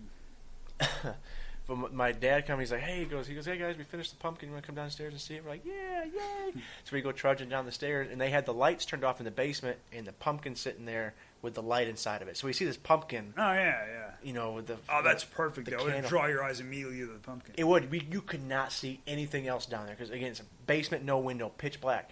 What we didn't know was my mom was behind the pumpkin. What? And so we're like, "Oh yeah, cool!" And then all of a sudden, to our little kid eyes, we don't see anything but this pumpkin. The pumpkin, it lifts up. We're like, "Oh!" And so it lifts up and starts going like this, and we screamed and hauled. But we were climbing over each other to get up those stairs. Is this your sister, little sister? My older and younger sister, and screaming. Of course, my mom and dad are dying laughing. Oh, I bet. And it's another time we watched this scary movie on TV about dolls, and so I hate dolls. As our attention is on the movie, again, oblivious to the fact that my mom is going into my sister's room and getting all of her dolls and lining them down the hall. And so when the movie's over, my parents are like, "Oh, did you see that? Look, oh my God!" Like showing us that the dolls were on. They're like, "We didn't do that." And so they freaked us out. No, that's not funny. Freaked us out that way. That's not funny at all. That's horrifying. And they used to do stuff like that. And then after we moved down here, My younger sister, she had to have been 14-ish maybe, so I was like 16. She's deathly scared of dolls. And so my older sister, for her graduation gift a year or so earlier, a lady at our church had gotten my sister this doll of like herself wearing like a cap and gown. And it was just a normal looking doll, but it could be creepy if you did something to it. So my mom used to go and rubber band like little knives to its hand. Oh, God. It scared my sister. But what they didn't know what happened was when they would all leave and it'd just be me and my younger sister at the house, I'd say, okay, bye. And as soon as they shut that door, I would get like a diabolical grin and I'd go grab that doll and chase my sister around the house with it. Oh. Like around the kitchen table. Like, and she was screaming in terror until she'd get to her room and slam the door shut. But then I'd sit it down outside of her door, just on the floor. Now I understand why your sister thinks I'm a better brother than you are. Oh, she laughs about it. But she's like, my mom's like, are you serious? You did all that? We laughed. I just know exactly what stemmed me from. I don't like dolls because Trilogy of Terror. We've talked about this before. Oh, the little bed. The little Zuni fetish doll. Yeah. It was made of wood, and if you broke its charm, it would run around the house and try to kill you. But I mean, I bought that movie on DVD when it came out. I was like, I can't wait to see this. It's gonna be terrifying. It was weak. I was a little kid, when I saw this. It's just somebody's hand moving the puppet around. Yeah, and it's making his face, so it's shaking, its head shaking around. Yeah, but as a little kid, man. So the little dolls, I don't like them. And then, like, clowns I don't like because when I was growing up in Las Vegas, there's another story that has to do with this, but this is a real-life situation. So I used to not like curtains on my windows. I used to tear them down. I'd tear down the curtains in my bedroom because I didn't like the idea of anything could hide behind the curtains and get me. So I'd take the curtains down so anybody could look into my room whenever they wanted to, which actually one time somebody did. Some guy was going around the neighborhood breaking into houses, and he was looking into my window when I saw him. Oh, nice. And I was screaming for my mom, and then he bolted and never saw him again, so I don't know who that was. But that was kind of scary. But then what's scarier was in Las Vegas, they don't really have rainstorms. I mean, they have storms, but mostly it's lightning because of the heat buildup out there. So, like, they'll have this lightning, like a lot of flashes. And I had this pink clown carpet thing. It was supposed to be a rug, but I had it up on my wall right over my bed. This really sounds like something out of Poltergeist, man. I know, it kind of was. But it was there. It was up there, and at night, when it was dark, it was kind of scary looking, like his face. But, if you just stare at something long enough, it seems like it's moving. Yeah. So I'm looking at this clown. He's looking, and the other thing was, I didn't sleep with my head towards the wall, my feet out towards the middle of the room. I slept the opposite way because I was like, nothing's going to reach out of the wall and get me. Oh, yeah. But something can still get me from under my bed. But I had a force field, so whatever. But so I'm watching this rug looking back at me, and it's dark, and it looks kind of scary. Yeah. And then the lightning would flash, and it would go, good clown, evil clown, good clown, evil clown. Like real flash and blinks. Yeah. And I was like, nope. And I got up and tore it down and threw it in the closet, and I never put it back up again. But I hate clowns to this day. I love clowns. But clowns are more like, I don't like clowns because, what are you trying to hide, man? Why are you wearing all the makeup? Why are you trying to hide your face? Yeah, the whole creepy clown thing, man. And I find clowns more creepy when they're just plain looking. But just like standing off to the side, like in a forest, or like if it was just like a plain looking clown standing at the edge of a forest. That old clown thing. Did you hear about the one though? There was a guy who was a clown. The cops saw him and he wandered off into the woods. And then like they were kind of waiting around, and he came out like an hour and a half later, and they caught him and they made him take off his clown costume because he was walking around with the machete. Oh, but he said he couldn't. I don't think he talked. But then they got the thing off. So on his stub of an arm that he had a machete tied to the stub of his arm. Okay, that's terrifying. Oh, that is terrifying. But I don't think he talked the whole time. He's just quiet, scary clown guy. Yeah, I find like the whole. Like you saw some of the surveillance footages from people's houses where the clowns are coming up and bashing their pumpkins looking at the camera. But they're your traditional like, hey, look, I've got an evil clown mask on. And I think they're just like... Those aren't as scary as just a plain-looking clown doing something kind of creepy. Yeah. They're just standing there. Yeah. Yeah. Like staring at you. You're like, okay, you don't have a car. Bye. Maybe you have a car with 18 other clowns in it and a Volkswagen Bug. And I'm in trouble. Yeah, screw crap.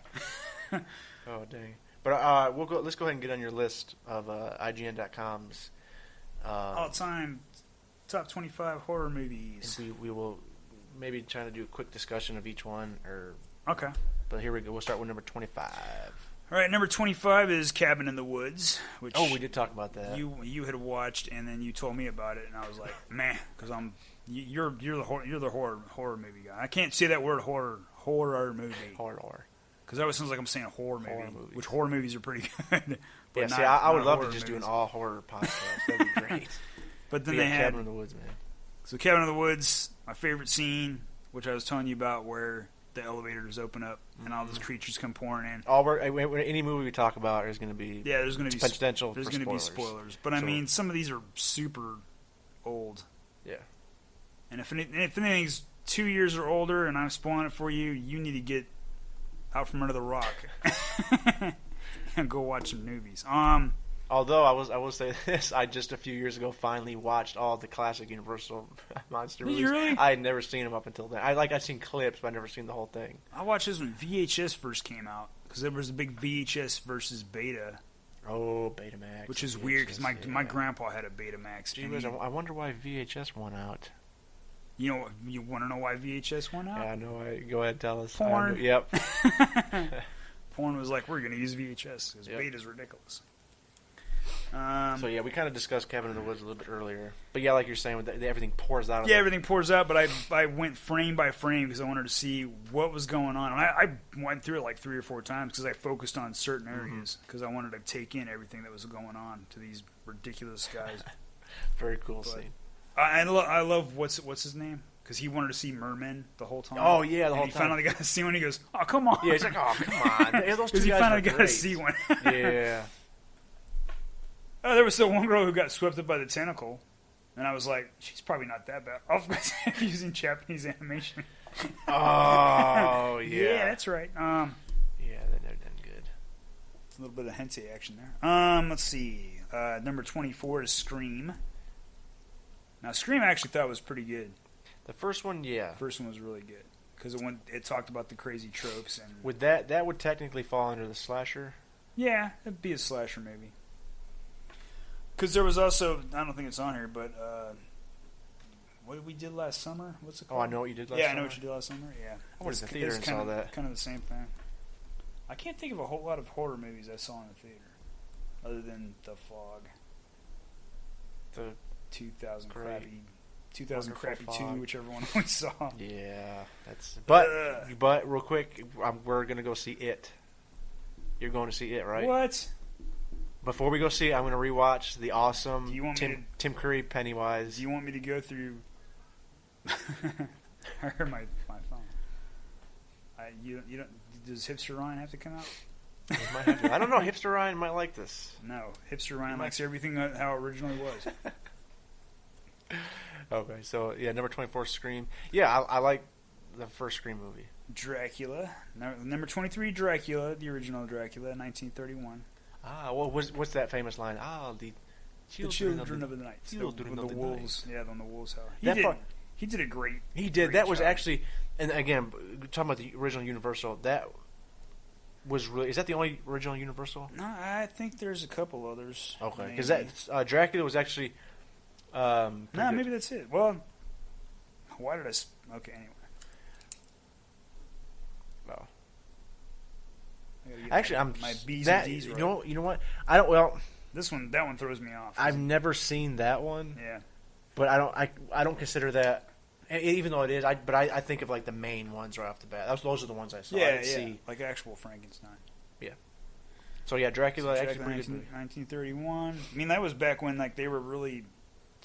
Movies were getting huge then. Weren't they trying to go back and redo a lot of these?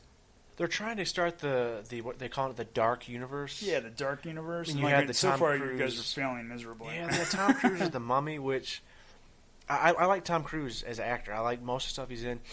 I was not drawn in at all to the Mummy. Yeah, It looked like Mission Impossible with Mummy. It's like Mission Impossible 6. See, when I think Ethan Mummy, Hawke I think versus the Brendan Mummy. Fraser. Yeah. And what's his face? Brendan Fraser and What's that guy's name? the guy who played The Imhotep. actor, the guy who Arnold was, Vosloo. Arnold Vosloo? The guy who played Imhotep. No, well, Oh. that guy's pretty good too. But the guy who played Benny, Oh yeah.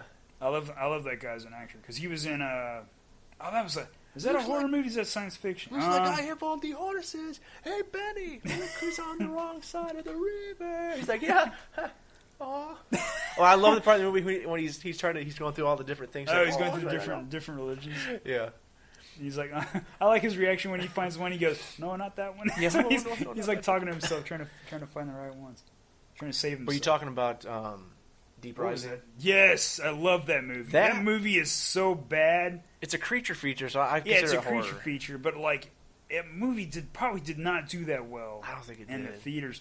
But I remember when I first It's a saw good it, I'm movie. like, I don't know what makes that movie so good. It just has like, I think it has to do with the actors and the way people act, because it's kind of like in Aliens, the way the Marines talk to each other. It's the same thing in got that a fun movie. vibe They have this to it. weird, camaraderie, and then you have like, Well, yeah, even the bad guys are just kind of like that part where he looks at him and he goes, "I don't like you," and he goes, "You don't even know me." yes, yeah, because you have what's the main guy's name? Treat Williams. Treat Williams. That guy's like in every movie that's a remake of another movie. You got him and the guy who played Benny, and then you find had that guy's Benny's wife, right? She was Asian chick. Oh yeah, I think it was like a girlfriend in that. Her girlfriend. She had those three people, and their chemistry is great. Like you said, when the mercenaries come on, he's just like, "I don't like you." He's like, "We don't even know." Then you have that weird creature in that scene when he gives that dude the gun. Oh yeah. And he takes a shot. He's like, "Don't say I never gave you anything." And he shoots at him. He's like, "What the?" And then he goes to turn the gun on himself, and that was the only bullet. He used his last bullet trying to shoot that other guy. Oh, he could have blew his brains out so he didn't suffer. Oh yeah, but he got what he deserved. That's a good fun movie. Man. It is. There's a lot of originality in that movie. Because Yeah, I mean, I don't ever remember seeing a scene where somebody would do that. Like you hand somebody a gun so they can off themselves, and he tries to shoot you with that gun. I mean, and you're I'm not son a of a bitch. I'm not a movie snob. I like corn. I know. Oh, I like corny movies. Deep too. Rising. That's a silly movie. Like we mentioned earlier, That movie's silly. Maximum Overdrive. It's a very corny, silly movie. Oh, but totally I is. like it. Oh, the man. guy gets hypnotized by an arcade machine. Yeah. I played that game too. I never got hypnotized. I feel robbed. It's just everybody's got rip-off. movies that 25 cents just to play a game. I'm going to die in 2 seconds. yeah. Everybody's got movies that like. Most Yeah, people everyone's are- got these. the elitists find crap, but you're like, hey, I like that movie. It's fun. Yeah, It's a lot of whatever. elitists don't know what they're talking about because they're just failed movie. They wanted to be in movies and they failed at it, so now they just shit on everything. So, But yeah, Dracula was number 23. and then number 22, I still haven't watched this, but the Babadook, Babadook.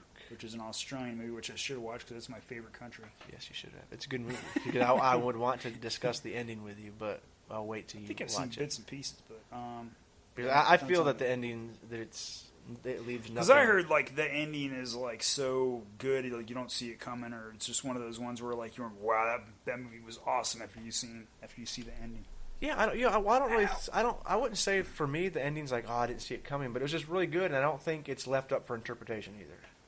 Personally, I think the ending is what you get. I don't think you can go out and go, yes, well, I think the ending actually meant this, and so forth, and so on. That's No, I a don't perfect think snobby voice too. yeah, Number Babadook's 21, the Blair Witch Project, which had great the fact that everybody thought those kids really died. Yeah. When it came to the advertising, Found footage that's stuff. beautiful. That's the best kind of ever. And I know a lot of people Advertising said that ever. was that kind of like ripped off. There's I think a movie came out right before or the same time with the last Oh. broadcast, Oh yeah. which I thought was awful. I didn't like that movie at all compared to There's Blair Witch movies that Project. come out sometimes and they're Everybody's like, well, why did our movie get famous in Blair Witch? Because Blair Witch was good. it was filmed for a lot. Was it 120,000? It may even be Nah, less than probably that. more than that. I thought it was less than that. Maybe 200,000. But it, But it I think made- up until it raked in. I think up until Paranormal Activity, it was the highest, most profitable movie or something. But I know a lot of people they've got their complaints with Blair Witch, camera motion, all that. Me personally, Yeah. it is Yeah. one of my favorite horror movies. That It's- has to do with the one thing where what you don't see. Yes, less is more. Less Perfect. is more. Less is more. The part where she's running and she looks to the Yes. side and she's like, "What the fuck is that? What Yes. the fuck is that?" She's freaking out. I want to see what it is, And you don't. but I don't. So in my mind, there's all kinds of things. That Yes, can be and you over there. never see. It could be a witch in a anything. broom, just like the Wizard of Oz with the music playing, and that's what she saw. And I'd be like, going, "It's not that terrifying." But it'd freak her out. I like the part when they hear something right before the tent the gets little kids. Oh. Yeah, you hear that, but then you hear something that sounds weird. It's like, ooh, it's like weird. They're like, and you hear them the way they talk because they don't really. Have you ever listened to the commentary on that? Didn't they do like they didn't tell them what they were? Yeah, doing, they had kept, notes. They kept them clueless at each stop, like, hey, your character needs to act like this. But they didn't tell them each night what they were going to do. And it's one of the best commentaries, I think. And if you listen to that part when she's like, "What the F is that?" He tells you what she's Wasn't seeing. there some guy wearing a hoodie, Like around? all like full leotard with like a stocking over his face, but she could like just barely see him. Yeah. And that's what but she didn't know that's what they were going to do. That's awesome. So she's barely seeing that. But yeah, but like you said, you don't, in the movie they don't show you. And so that's just, you're like, holy crap, what the heck. Yeah. Great. That's awesome. I'm sorry. I love Blair Witch Project. No, I like that. But I was thinking of like I need to in rewatch movies the where because I was watching this movie Or the about sequel. what do you call it? The War of the Worlds, the radio thing. How it freaked out so many people because they tuned in late and weren't getting the whole story. There was a TV show that came out in the early '80s, and it was basically a movie like that, but it just came on, didn't tell you what was going on. It was just a bunch of news, stuff like that. And it was saying how like these terrorists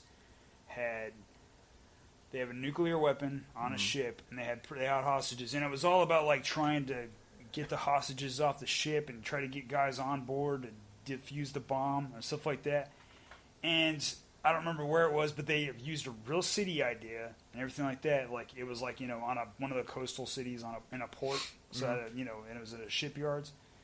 And finally, like the SWAT team breaks in and kills the terrorist, and then like saves the hostages, and they're getting the hostages off, and the bomb tech guys get on there, and they're trying to defuse it.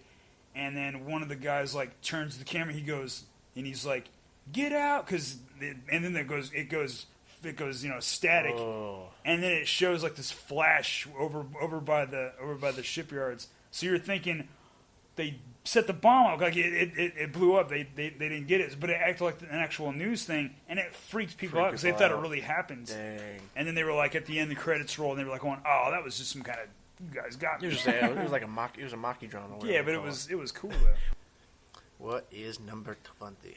I don't know this movie. Suspiria. Ooh, Suspiria. Dario Argento. Suspiria. I've seen it once. Mm-hmm. What do they call it? Giallo? Jello? Like slasher type. Oh man. I remember thinking it was okay. I remember after watching it the first time thinking it was okay, but not like loving it. Did you watch it again? I've only seen it once. Oh, okay. Because this is like see, when I think of like all time top 25 movies and that, you get across something like that and you're like, it's all right. I'm like going, why is it in the top 25? It wouldn't be in my top 25. See, that's always, I don't have much to say about it. That's weird to me. Onward. Number 19, Let the Right One In.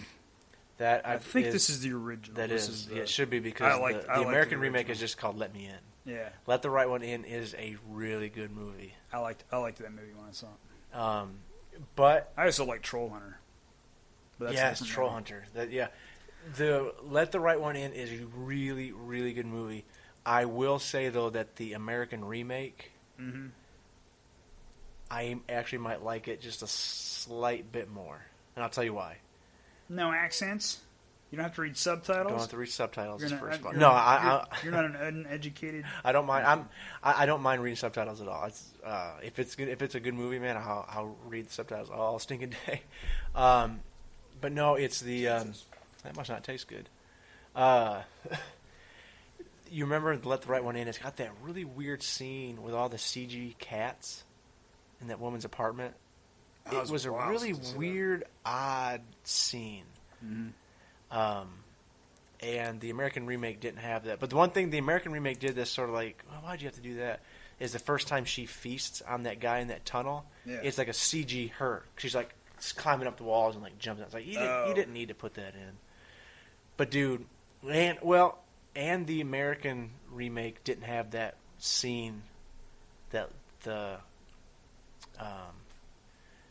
European one had. I can't remember what country it's from.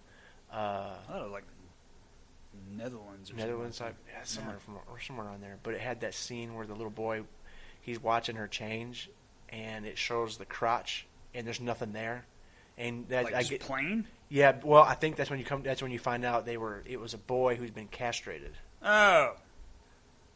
Huh. I think that's what they were insinuating. Okay. That it's not a girl; it's a castrated boy. Okay. Well, I was thinking like maybe vampires just don't have stuff. They don't have junk. No junk in the trunk. Now I think that's if I remember that part. But they're good movies. Highly recommended. All right. Number 18, American Werewolf in London. It's one of my favorite movies. Yes. Well, another one of my favorite movies is The Howling, because I love werewolf movies. Yes. If I could have a power, yes, it'd be being a lycanthrope and being a werewolf or being able to change. I do not want to be like a shape changer in The Howling, because it takes 30 minutes to turn into a werewolf, and by the time the guy's changing, I'm already in my car and I'm in the next county going, I'm going to get the police. that guy will still be changing when I come back. Yeah. Because I understandably the makeup effects, but like I do like how now, except they're CGI, but the way like the werewolves is kind of like, what was the one? Oh, people hate that movie. Van Helsing. Oh, because the werewolf would just pop out of the skin. He was a wolf. Yeah, with Hugh Jackman. Yeah.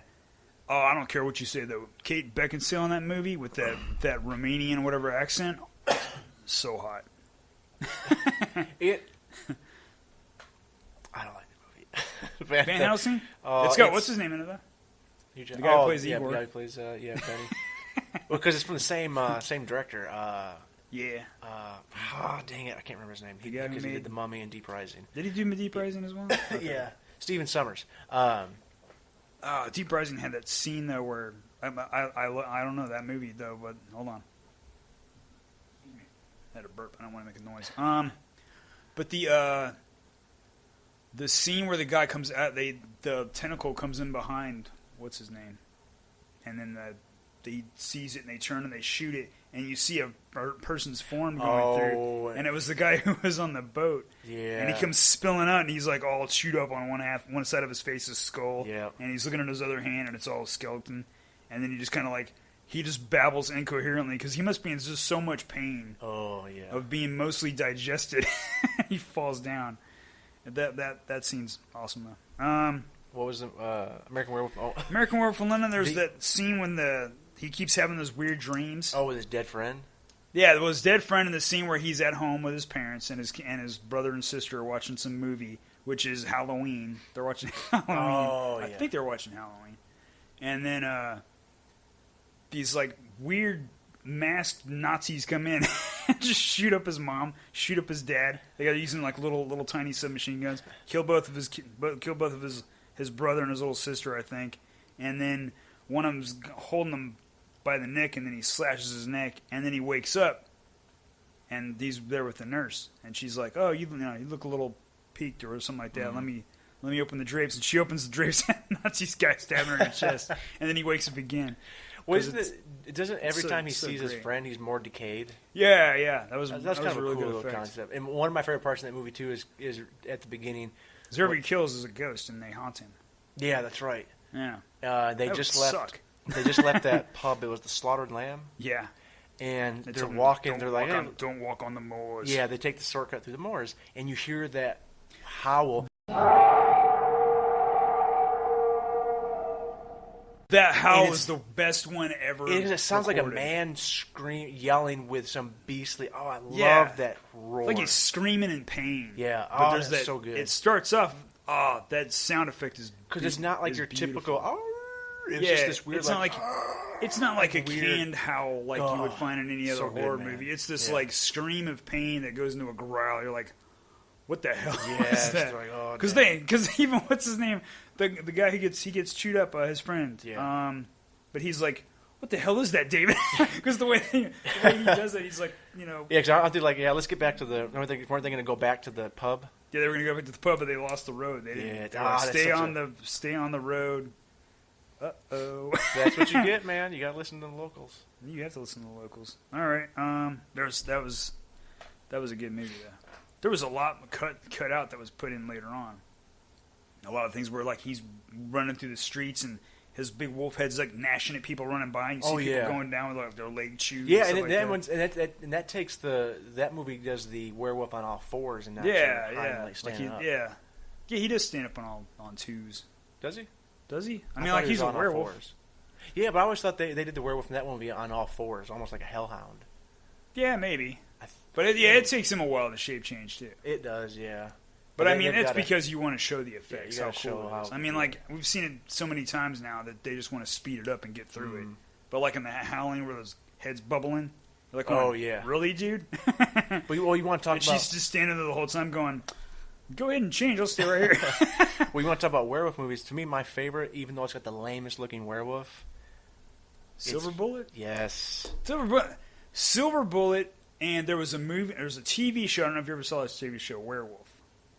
I don't think. But it had really good werewolf effects, and at least in my head, they were really good. But it would look more like a grizzly bear instead of a wolf. But it had that like Michael Jackson with the big ears. Yeah. Except he was a cat person. He wasn't a werewolf. I don't care what you tell me, because his claws were like cat claws. Yeah, he did look very kitty-like. I think he wanted to be. I think if you were going to ask Michael Jackson, he'd go, "Yeah, I'm more of a cat person. I'm not a dog person. I don't know." But if you could have taken like he wouldn't sound like that because I can't do his voice. If you could have taken the werewolf from like the Howling and put it in Stephen King's Silver Bullet, to me that'd be perfect. Because in Silver Bullet, when you finally see the werewolf looks like a guy in a bear costume, almost. Yeah, because it did have. There was a pretty good werewolf in Waxworks. Yeah. But that was kind of along the line. It was more bear-like because a wolf doesn't have big thick neck. Like a bear has a big thick neck. Yeah, I think because they get all the cables and everything. Probably they got to hide all that. Their werewolves aren't that bad in Underworld, except they're CG. Yeah. What's the other one? What's the one with the British special forces? Oh yes! Oh man, Dog Soldiers. Yeah, Dog Soldiers. That was some cool werewolves. That was a great werewolf effect. If you could, but the overall story in the film, I like Silver Bullet. That's my favorite. Yeah, Silver Bullet was pretty good. Just the fact it was a preacher too. Yeah, it turned out to be the one. Yeah, that's kind of cool. But and again, that was another movie that the less is more, because when the kid with the kite, his body's been torn to shreds, and you never see it. Yeah, you just see the cop walking away saying like a prayer. He's like saying the. Oh, like he'd seen the worst thing ever. Yeah, he's just carrying that. I think he's just carrying the kite. He's carrying it, and you never see the body, but you're like, what? In your mind is creating the most disturbing. Yeah, in your mind, image. It's like that place's lattice work is covered in guts, probably. Yeah.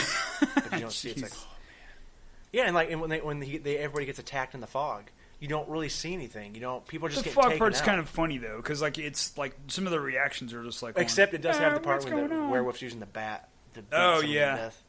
That part's funny. But anyway, okay. All right, we'll move on. All right, 17, Dawn of the Dead, 1978 version. The George Romero version, the original one. I still like. It was the Day of the Dead. Has that beginning? Hello. Oh yeah, hello, Dr. Tongue. Anyone there? Yeah. I remember that the most because it's in Gorillaz. They use that in one of their tracks. Oh, they do. Yeah. Oh yeah, that's right. I think you've only hear that. But I like that. I'm going back to Day of the Dead. My favorite part in it is when the troops start freaking out because they're getting overwhelmed, and that one dude's just running around like laughing hysterically because it's kind of like he's like, I don't know what to do. Yeah. Like he's gone. He's lost it. He's sure not going anywhere. Yeah. He gets torn up. But one of the best ones is the guy who gets pulled down, and one of the zombies. Like the main bad guy. Him, but he's like, I hope you choke on him because they're ripping his guts out and chewing on him. Oh, he's like, I hope you choke on him or something like that. But there was another soldier who gets pulled down, and one of the zombies grabs him by the head and starts pulling his head upwards. And he's screaming, and as he does, his voice gets higher pitched and higher pitched until his neck just detaches and comes away from his body. But I'm like going, what is his voice really? It's really weird. Now, Dawn of the Dead, the 78 one, that was a movie where it's grown on me over time. When I first watched it, because my younger sister loves the Romero's Dawn of the Dead. Yeah. And when I first saw it, I was just like... That's the one that takes place in the mall. Yeah. And I'm like, when you first see the zombies are at that apartment complex, you have that cop that's going nuts. Oh, yeah, he turns at the guy, and he just goes, boom! He just blows him I remember away. watching the first time going, these are zombies? They're just people with gray paint on Yeah, their face. that's basically all they were. But over time, I've watched a couple more times, and I can get past some of the hokey stuff, and it's actually really fun. A lot of the hokey stuff is some of the zombies are just like Nobody a clown or a Hare Krishna. Yeah, Hare Krishna with like that. Gray makeup on and maybe just a little bit of blood on them. Yeah, and they're not like the. I personally like the decayed. Yeah, the decayed. Yeah, let me see. Let me figure out how. Like I like Dawn. I like It's on here later on. Night of the Living Dead, but I do like the late '80s remake that they did. Is that the one that Savini directed? I think that's one. Was that him? Yeah, he was in that movie. It was the color one. I think it was actually 1990. I think was it 90? I think so. Yeah. That's a good one. Because there was a lot of stuff in there. Like they didn't really go into the whole. At the end, when what's his name survives, and they blow him away. Who was the one in that one? Was it Tony Todd? Yeah, Tony Todd. Did he do that one? And then also the girl wasn't the victim; she became the badass in the end. And she blows that dude's brains out. Yeah, he's like, "Oh, you came back, you saved me." She's like, "Boom, bam, zombie." And she was like, "You got missed one." And they're like, "Oh, okay." But we have talked about this before in Romero's zombie universe.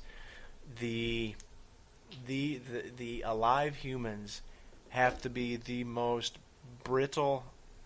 Oh yeah, people because people just fall apart. Because zombies, they barely touch them and they're ripping through their flesh. Like you're talking about getting your head ripped off. It's like with ease these rotting. Yeah, it's this easy way of like just pulling a head off of body. I can like this piece of paper. Watch this. Yeah.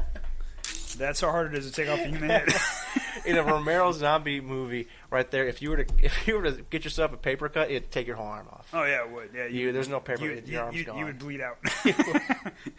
Everybody's so stinking brittle, man. Yeah, they're so fragile. But also, people are just stupid in general. Yeah, how they get themselves. But you know what? And Romero's Dawn of the Dead too. I think that's the first depiction of running zombies, though. Is there? Remember when they're refueling the helicopter? The two kids. That's zombies, true. Yeah. Well, little kids have more energy. It makes sense. I'm kidding. That's a bull. That's a bull crap. No, the funny thing is, I was reading the zombies in the monster manual of Dungeons and Dragons, and they do have a. Is it called a surge or a rush? Or like zombies can run and that, but they can only do it like that. Burst speed. Like if you get close, they can go and come at you fast. But they don't go. Dun dun dun dun dun dun. They're not running like a track marathon. You're like going, hand the baton to me so I can get this thing out of here. That reminds me too of that game, Dead Rising. Oh yeah. They were all shamblers, but at night they'd get a little bit of extra speed. Yeah, that I do kind of like that. That is kind of cool. Like that's more of a supernatural kind of thing now, where like a monster would have more power at night or something like that. So Dawn of the Dead, good movie. Romero, what did you think of Zack Snyder's remake? I liked it. The running zombies. I don't like running zombies. I did like some of the stuff like the Russian chick giving birth to a zombie, and then the guy was trying to defend it because he was like he saw it as his kid. He snapped. That guy was gone. He did, yeah. Him and the old lady. But I mean, I couldn't put myself in his shoes because I'm very good at putting myself in other people's shoes and seeing how they would think, but. How he would be like, this is what I have left from my wife, and you're going to take it away from me? But he was gone. And then the blonde chick gets chainsawed partly in half. Oh, yeah. But then that guy died for no reason. Which guy? The dude who chainsawed her. Like, the van tipped over, and he was just kind of laying there dead. Like, maybe the crash killed him, but I mean, he was just kind of like, I'm going to lay here and take a nap. The zombies never know me.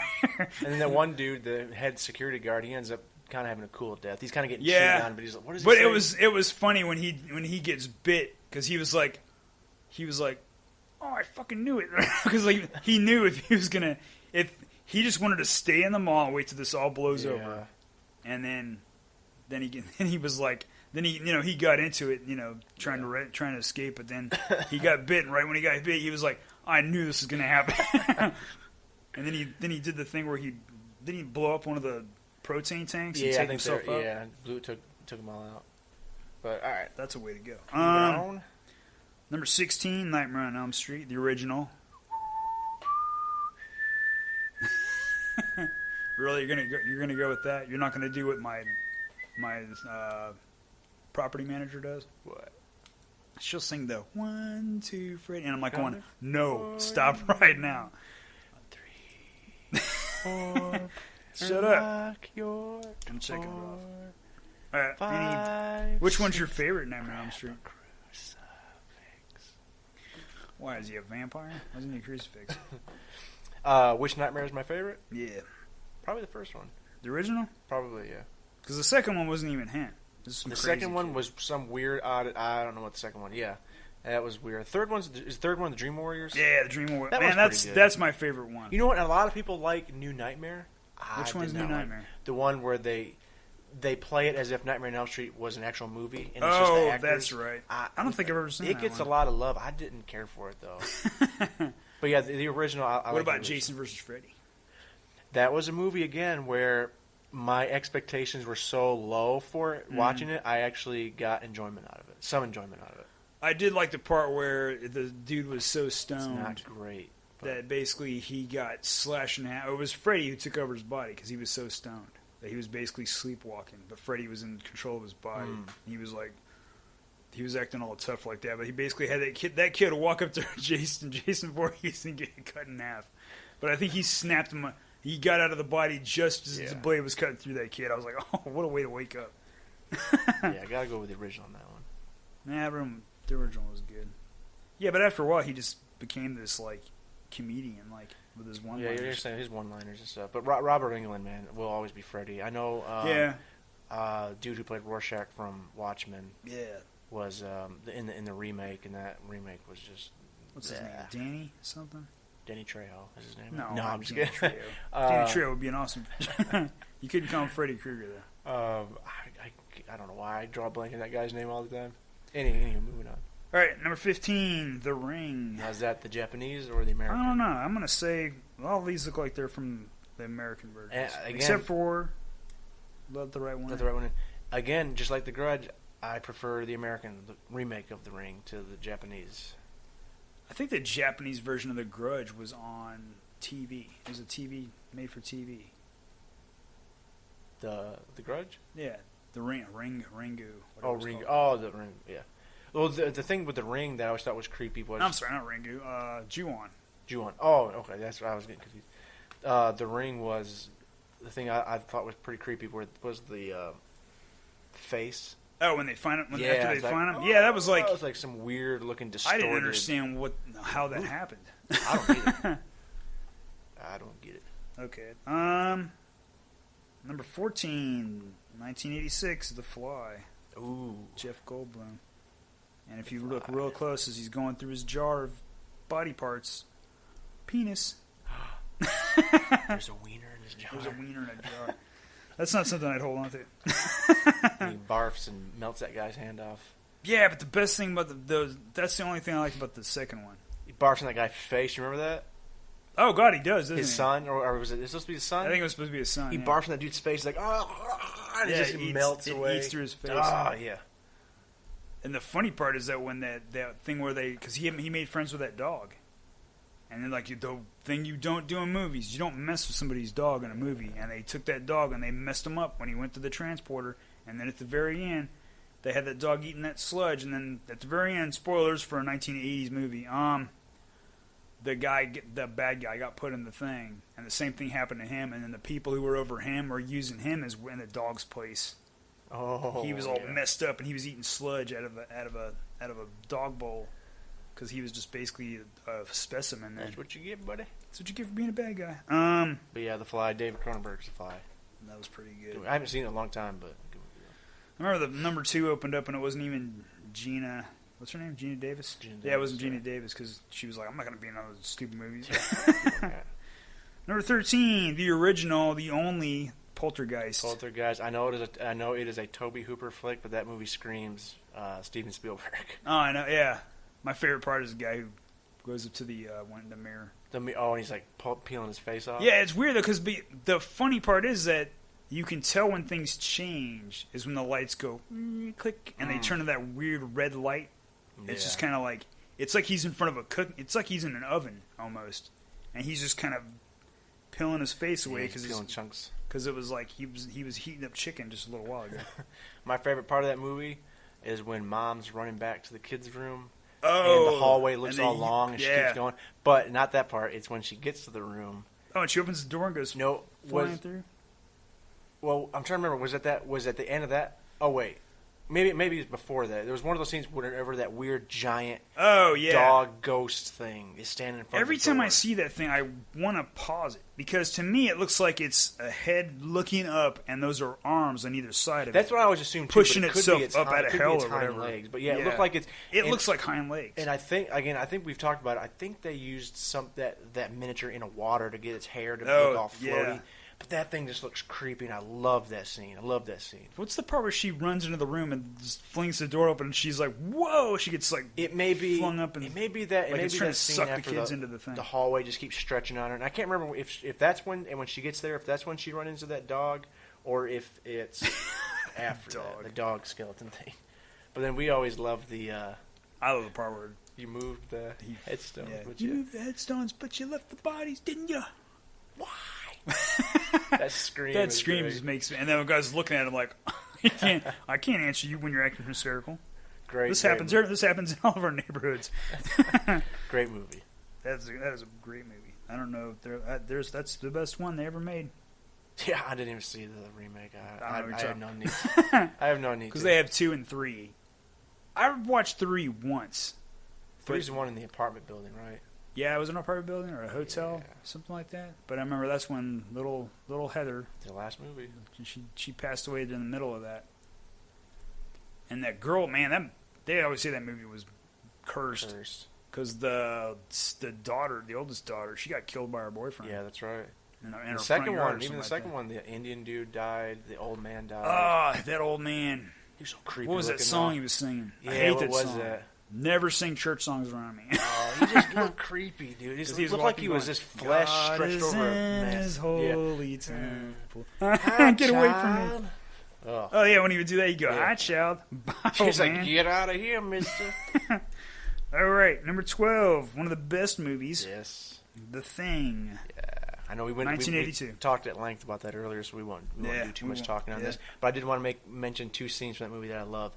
One, I can't remember the character's name, but they follow him outside, and they all surround him, and he's got his arm all messed up, and he looks up, and he's just he does that weird, it's this weird, distant sounding moan roar thing, and they just light him up, and then the famous. The funny part is like you're thinking the poor like put yourself in the Thing's shoes, or if he was wearing shoes, but he's sitting there, he's like, I try to communicate.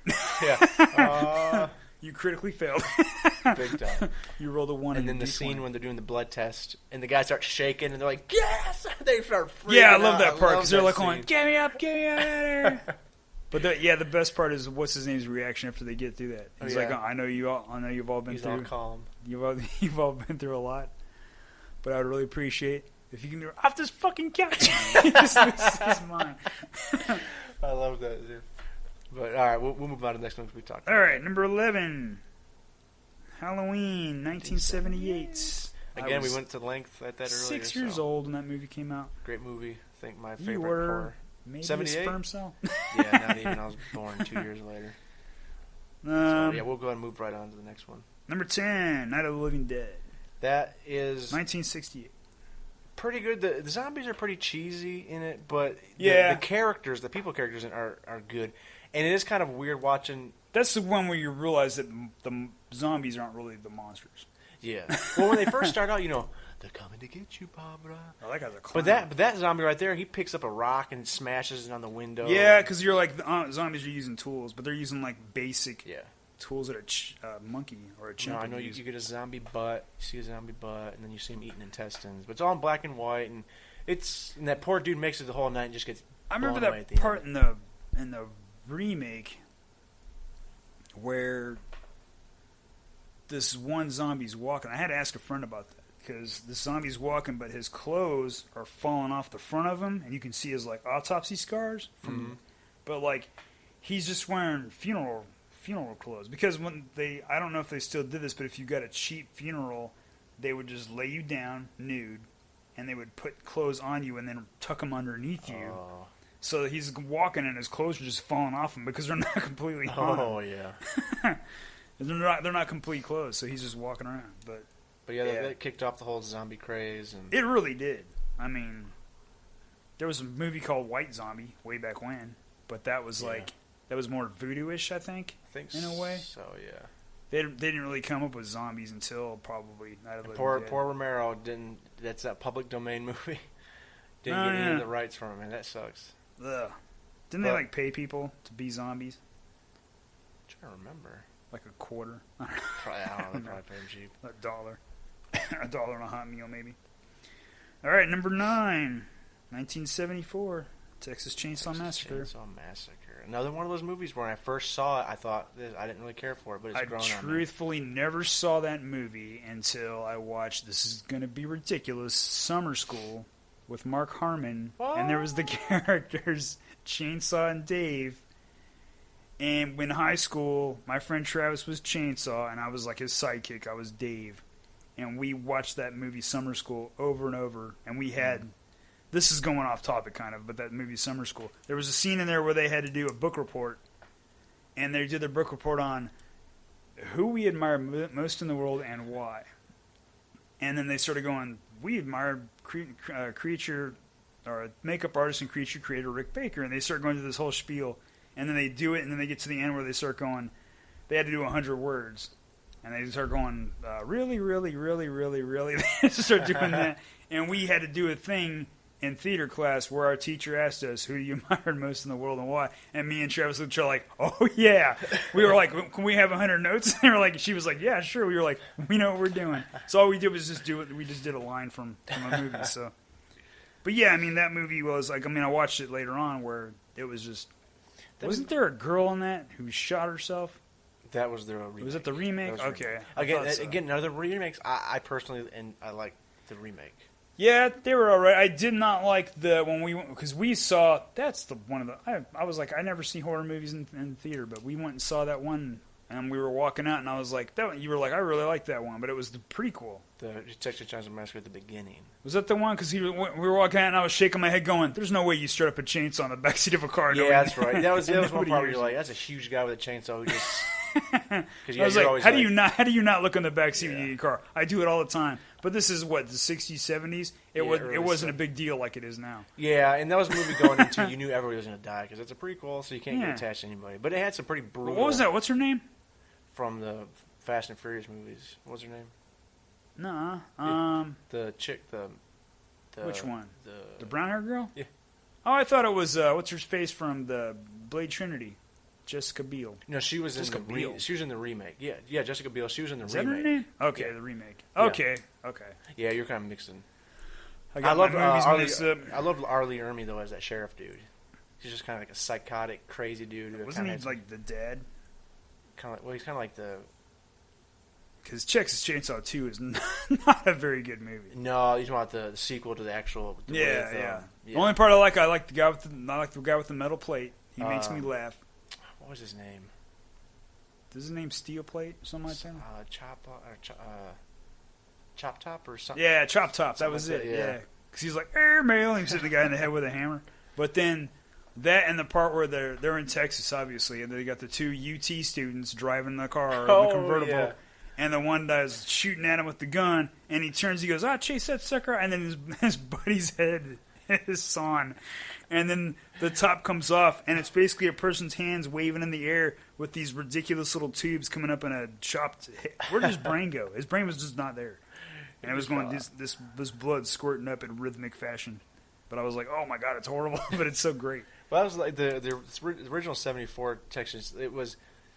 I thought when I first saw it, I was like, "Oh, this is stupid. The acting's not that good." But kind of revisiting it over the years, it's like, man, it is very exploitation-y feeling. It almost does feel like a documentary style, and so I've learned to like it. And especially at the end when Leatherface is just going nuts in the middle of the road, waving his chainsaw around, like basically having a tantrum, I guess. Yeah, he was having a tantrum. He was she's in the back going, she's all psychotic. Yeah, she's gone. She's she's never going to be. And then boom, it's done. She's never going to be 100%. All right, number 8, Rosemary's Baby. Rosemary's Baby, that's a good movie. I've never Very actually slow. seen that movie. Oh, you never have? I've seen bits and pieces here and there. It's a but slow movie, but it's good. what's wrong with its eyes? You maniacs! What have you done? What? That's what she That sounded like you were going, oh, because when you said, you maniacs, You blew it up! Damn, yeah! damn yous to hell. What have you done? And all the old people are like, Hail Satan! Like, okay. That's when she just goes, I'm getting a shotgun.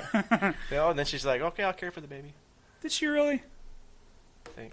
It's been a while since I've seen it. Dude, my girlfriend or wife gives birth to To Satan. a Satan baby. That kid's getting dashed on the stairs like the little kid in, what was that movie? Oh, man, that's a great movie. Caligula? Oh, I've never seen it. Okay, if you're going to ever watch that movie, you got to see the version that I have that has all the extra stuff from Penthouse days. All the with all the X-rated stuff. awesome X-rated stuff and stuff like that. But they grab his baby. I'm not spoiling nothing because this happened thousands and thousands of years ago. Thousands and thousands. But they kill his wife, grab his baby, and dash the baby's head right on the steps because they're basically just trying to get rid of his his line, and then they go to town on him. Yeah. But I was like, well, that's what you got to do. Number 7, Bride of Frankenstein. I don't know why Frankenstein. It is weird but that... Bride of Frankenstein? Yeah, it's weird. You get Dracula and Bride of Again, this is Frankenstein. the IGN.com Now, I have top 25. the original Universal movies. I did not watch Bride of Frankenstein. I just watched the, Dracula, Frankenstein, Wolfman, Creature from the Black Lagoon, which is a very hard watch. Creature from the Black Lagoon? It is so... I think that would be tough for you because it has to do with... they talk a lot about evolution in that movie. Yeah, but I can let that...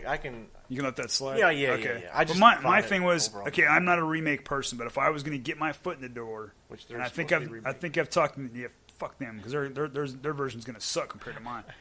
Mine was going to have, like, that creature, nothing... Like, they thought they killed it, but it got away. So it had time to evolve over time. And I was going to have 3 key scenes. Watch these get stolen. You've heard it here first. 3 key scenes. 1, I want it swimming, but like an eel. You know how eels move with like a ribbon in the water? Yeah. But it's a human body.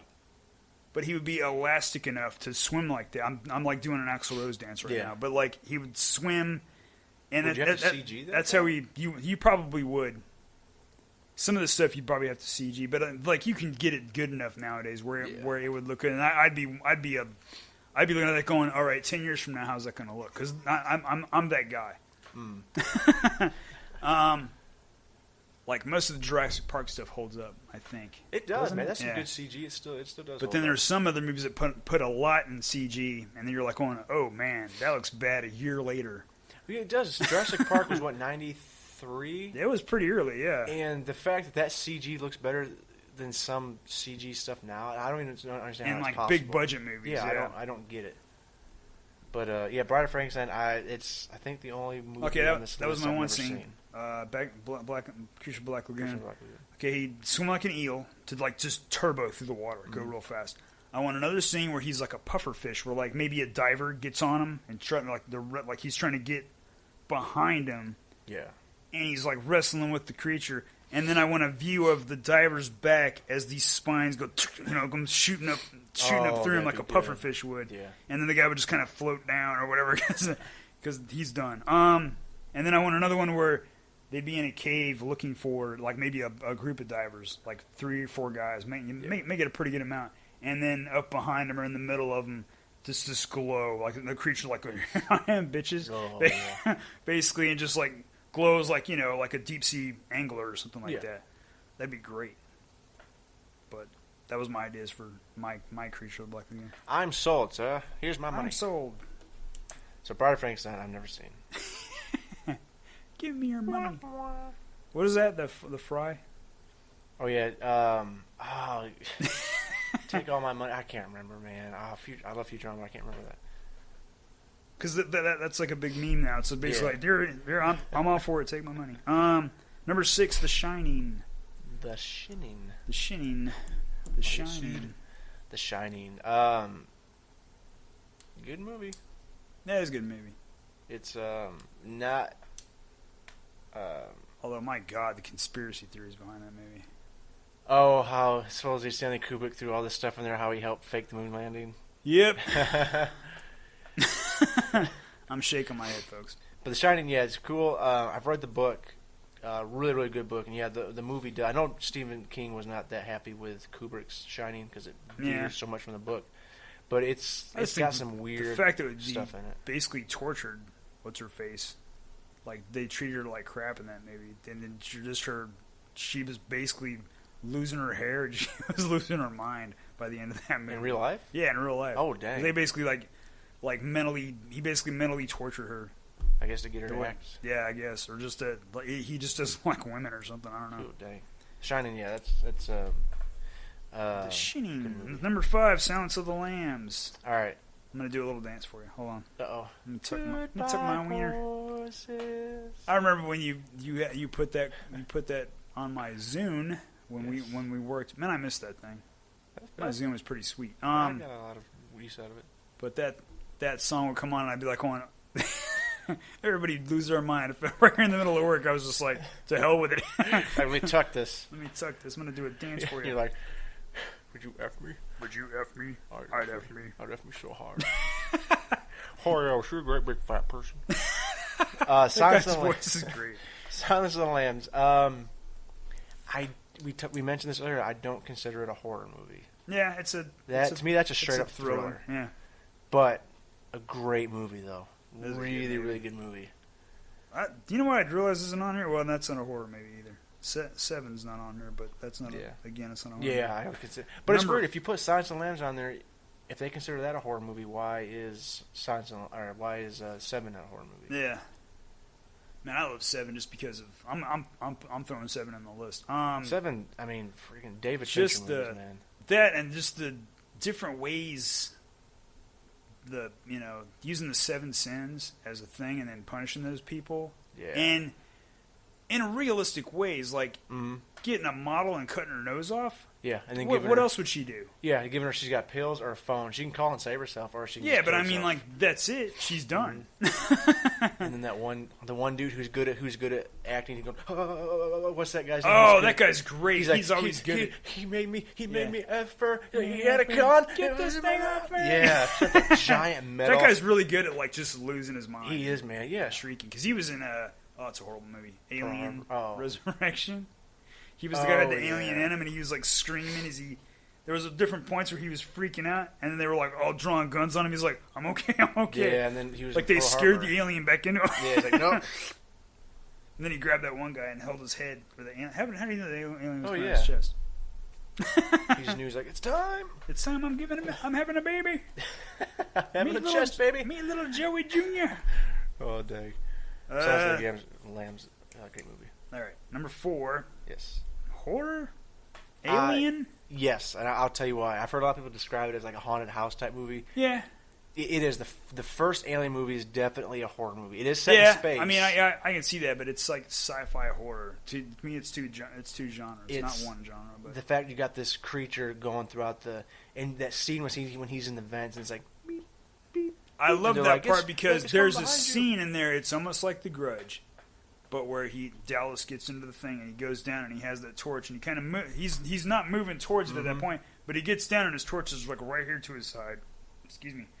And for a brief glimpse, if you're looking for it, you'll see the alien already. But you're trying to see what he's looking at, and then he turns and he sees it and it goes, right there, like, ha ha! Yeah, it may as well have just gone, hello my baby, hello my honey, like right into his face. Yeah. But yeah, I like that movie, and I like the fact that they didn't tell. They told him what was going to happen, but they didn't say how it was going to happen. Yeah, the chest bursting scene. And the chest bursting scene happens in, I don't remember her name. That short-haired chick. Yeah, what is her name? But she... A genuine reaction. Genuine reaction, and she actually passed out. Or she slipped in blood. But if you ever actually see the footage, and they go a little bit extra, because she's freaking out and she turns, but she actually falls.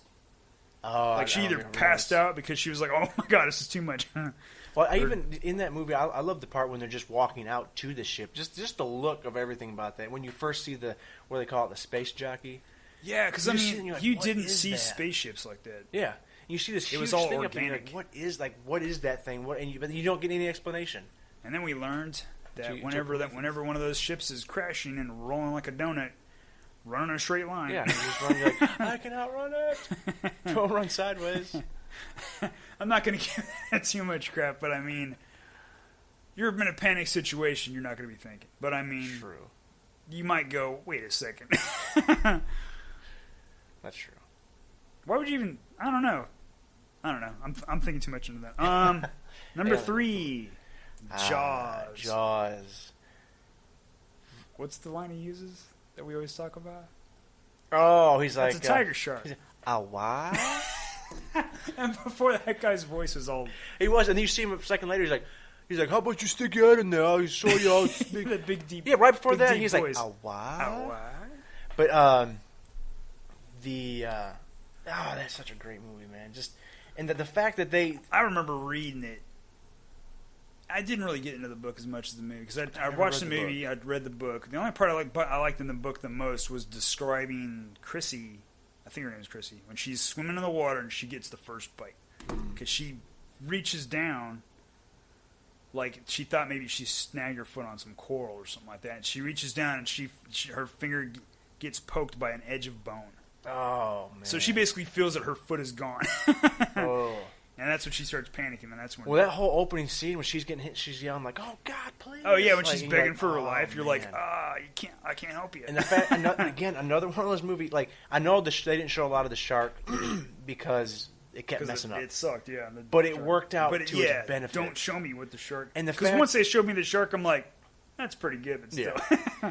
Again, if it was a giant hand, it was a giant swimming in the water in a scuba tank with his shark hand on his shark puppet on his hand. That'd be more interesting. And the fact of when they find her body on the beach at the beginning. Oh yeah. And you see the dude whistling, and then he just drops down. And he's just playing in the sand. And all you see is the hand. And like, little crabs everywhere. Yeah, you don't see it, and you're like, oh dang. And even later on, I think Richard Dreyfuss just picks the hand up out of the. Yeah, you see that big old. There's a big chunk missing out of it. And he's all like, he's like breathing hard. Yeah, he's like touching water. He's trying to throw up. He's like, this was no boating accident. He splashes water. And the one, like, the mayor with his anchors, his anchor suit. He has anchors. That guy had the best fashion. But he was like, "What about this sign? This is vandalism." He's like, "Well, I'm out of here." I'm not signing up for watching the guy who's lined up to be a hot meal. Yeah, hot meal. It's like, sir, you have $3 just to eat. And she's like, he swims, eats, and makes baby sharks. Like, that's all it does. It's like, you see the sign. This is a this is good representation of what's the size. And he's like, you'd like to prove that, wouldn't you? Get your name in the National Geographic. And that laugh, Richard Dreyfuss, like, he just does that cool laugh. Like, I think the guy's he's like, oh, what an idiot. Yeah, he's like, this guy's a moron. And he has great lines with Quint. Yeah, I was like, Hooper and Quint's back and forth is great. Like, I've just been rewatching it the other day. I think they actually did not get alike. That's what I heard. He said at one time it was. I'm not trying to put words in it now. This is what I've heard from different sources, but he said like working with him is horrible. But then like later on, I guess he got over it after him. He was like it was great working with him. But then during like earlier, he was like, oh, because they were trying to. They can say you can tell the scenes during the great USS Indianapolis scene. Look at his eyes. You can tell when he did it drunk and when he did it sober. Oh, Robert Shaw. Robert Shaw. Yeah. Now I wonder if he didn't kind of purposely keep that between them because their characters were not supposed to get along. Mm-hmm. Which I could see a veteran actor, which he was at the time, doing something like that. But yeah, you were talking about the USS Indianapolis scene. That might be the greatest scene in movie history, man. Oh yeah! Every time I see that scene, no matter how many times I've seen it, I get goosebumps. Well, the funny part is when they're joking, having a great time, talking about their scars, and then he points out he goes, it was a tattoo, and he's like, let me guess, mother, or something like that, and he starts laughing. He goes, that's the USS in Indianapolis, and then he like goes, and he just kind of shuts up. He's like, you were on the Indianapolis? Yeah, he gets. And he just goes into it's almost like he got stone sober right down there. Just hear him say that. It's like, we delivered the bomb. Well, that and the part where he talks about his, like, he talks about his buddy who was a bosun's mate. I knew a bunch of bosun's mates, but he turned him over and he top ended and he'd been bitten in half. You're like, oh my god. Oh yeah, he's like bobbing up and down. Yep. Bobbing like a top. Yeah, I'm trying to. You got what? Seymour? I think so. You can... Yeah, it must have done with that track and went on to the next one because it's at 9 minutes now. So it must have. I think. Okay. I think it fills out to a file and then it switches over. All right. Oh, real quick before we move on from Jaws, I've heard people. I don't get gripey like this. Like to me, if people seriously take things this way, it's kind of annoying. Like when you say, "Oh, you can be from Halloween. I'm gonna be Frankenstein." It's actually I'm sorry. It's actually Frankenstein's monster. It's not It's not called Frankenstein. His name's Frankenstein's monster, and he's just a monster. His name's Adam. It's like, okay, whatever. It's Frankenstein. It's just like the whole thing with Jaws. I've heard people say, "Oh, his name's Bruce." His name's Bruce. In my head, I'm thinking that's what the mechanical. That's what they called it on set. That's the mechanical shark. His name's Bruce. Jaws. What is Jaws referring to? Is Jaws not referring to the shark? Yes. So Jaws is the shark. I don't understand. I'm gonna be an alien. What kind of alien? Yeah. I mean the alien from Aliens, the xenomorph. Which basically means alien, you jackass. If people like joking around, that's fine. But you get people who take that, who like are really like snobby about that crap. I'm like, dude, it's trick. Jaws. His name's Jaws. What's Frankenstein monster's real name? Did you just say Adam? It's Adam, I think. Actually, in some movies it's Adam because he was the first man. I mean, if you want to be like even more technical about that, the classic Frankenstein is nothing like Mary Shelley's Frankenstein, who was like super intelligent, super fast, super strong. I mean, well, super strength, yeah, but he was like faster than any man. He was smarter than Frankenstein. Was he really? Yeah, he was like super intelligent. I just remember hearing that she came up with that story because she used to hang out with a specific author. I do not remember his name right now, but they were basically daring each other to come up with stories. They would dare each other. Oh, that's cool. To come with stories, and she was like, well, here's my contribution. They were like, man, this is good. So. But yeah, that's one I want to hit on Jaws real quick. So, all right. We can move on. Number 2, Psycho. Psycho. Another one, do we consider horror? That's a thriller. Yeah, I don't. But I do like the scene where he's... But it's really she's talking in his head, and she's like, I'm not even going to swat this little fly. And then he looks up, and they superimpose the skull over his face. Oh yeah. And like you don't if you don't know about it, you're just kind of like, whoa, something's off about that. He's got that great line. Everyone goes a little bit mad. Yeah, everyone goes a little mad sometimes. And then he's got the line of a boy's best friend is his mother or something like that. Yeah. You just kind of look back there, you're like, what a freak, man. His mom like abused him and all that stuff, which is true. Man, was it part 2? Was it the one where it kind of showed the? No, it was part 3. I don't know if I've seen that was the one with. I think I may have just seen the first one. The kid who was in E.T. Oh, he plays Elliot. Yeah, when he was older, he was in. It was in part. I want to say part 3, or it was Psycho the beginning, and it was all about him and his mother's relationship, and then he was jealous of her boyfriends, and basically he poisoned her and the boyfriend, and something happened to her hair. It starched her red when she had this. Well, then you hear people like Psycho, and then what is it? Number 9 was Texas Chainsaw Massacre. Yeah, all both based on like the same dude in real life. Like you hear Texas Chainsaw Massacre based on a true story. Nothing like that happened. Ed Gein, yeah, but it was based on Ed Gein. They talk about the furniture being human. Yeah. Making lampshades out of human skin, skulls as bowls, and he dug up graves and took the bodies and made them into things. Yeah, and then Psycho, like the whole relationship with the mother, his relationship with his mom, like she screwed him up. Oh yeah. He just like if you ever seen a picture of that guy, he's just like crazy. He's weird looking. He just looks like some Dust Bowl farmer though. Yeah, he ended up dying like a mental hospital in the 80s, I think. In the 80s? 70s or 80s, because it was back in the 40s. He didn't go out like Dahmer did. Was it Dahmer? He got beaten to death in prison. Beat to death by a guy who said he was Jesus or something like that. Yeah, it was something weird. But yeah, Psycho's a really good movie. And number 1, The Exorcist. Yes, The Exorcist. I like there's a scene in The Exorcist where it's there for a brief second, but it's supposed to be like the devil's face or whatever. Yeah. and it's just kind of there. You're like, going, what the hell was Yeah, that? just flash, like, what the heck? Have you ever paused it and looked at it? No. Yeah, your mind. That's terrifying. My dad, he said that was the scariest movie he ever saw.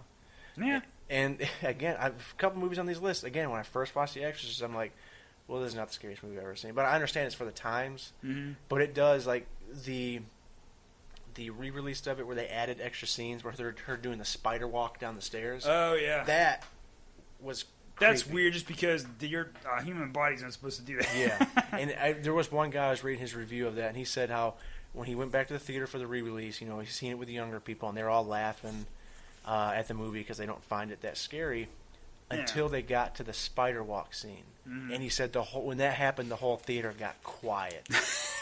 And he said, man, he goes, if that could do that now, imagine that back in the 70s. This reminds me, did you ever see the Exorcist thing with Leslie Nielsen? Oh, Repossessed? Yeah, but he was doing the part when she's peeing and she's going, wait, was that that part? Because it was, I can't remember her name, the actress. Linda Blair? Well, it wasn't Linda Blair. It was Linda Blair, but the one who played her daughter. But I remember her, like,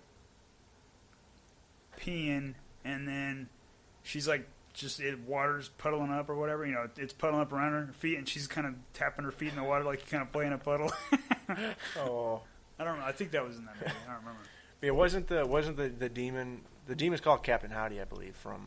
Is that what it's called? I think that's what it's called. It's been a long time since I've seen The Exorcist. I've seen it a couple times, but... Yeah. I think it was Captain Howdy. What was the name of it? But yeah, The Exorcist it's a good movie. Go back and watch it. It does have some scenes in it where... special effects. Yeah, well, it does have some scenes where I'm just like, like not because the special effects are bad, but kind of like what she's saying. Oh, yeah. Like with the crucifix. Oh. I didn't mind that part. She's like stabbing herself with it, saying something. That's like, that part I'm like, I kind of... Yeah, she's like fucking herself with a crucifix. Yeah. Even though that's more of a Catholic thing, but so I'm like, But it's just a piece of wood in the shade. Yeah, it's just a really good movie, and a lot of people still consider that to be one of the freakiest, though. But that rounded off. That's how you shock people. IGN's top 25 horror movies of all time. Yep. As of that was August of last year, I think. So yeah, 16. So no, they might have put stuff on there that's not. Yeah, that's true. Masked costumes. I did that. Oh yeah, I think that's about it. So we're gonna go ahead and wrap this episode up. So for Geeks-a-Musing, that's a long one. Yeah, it's pretty long. Well, we might break it up. We might make this a two-parter. Well, we haven't decided yet because I think it's over. All right. Coming up on 2.5 hours, almost 3 hours, I think. Okay. For this one. So we might break it up into two.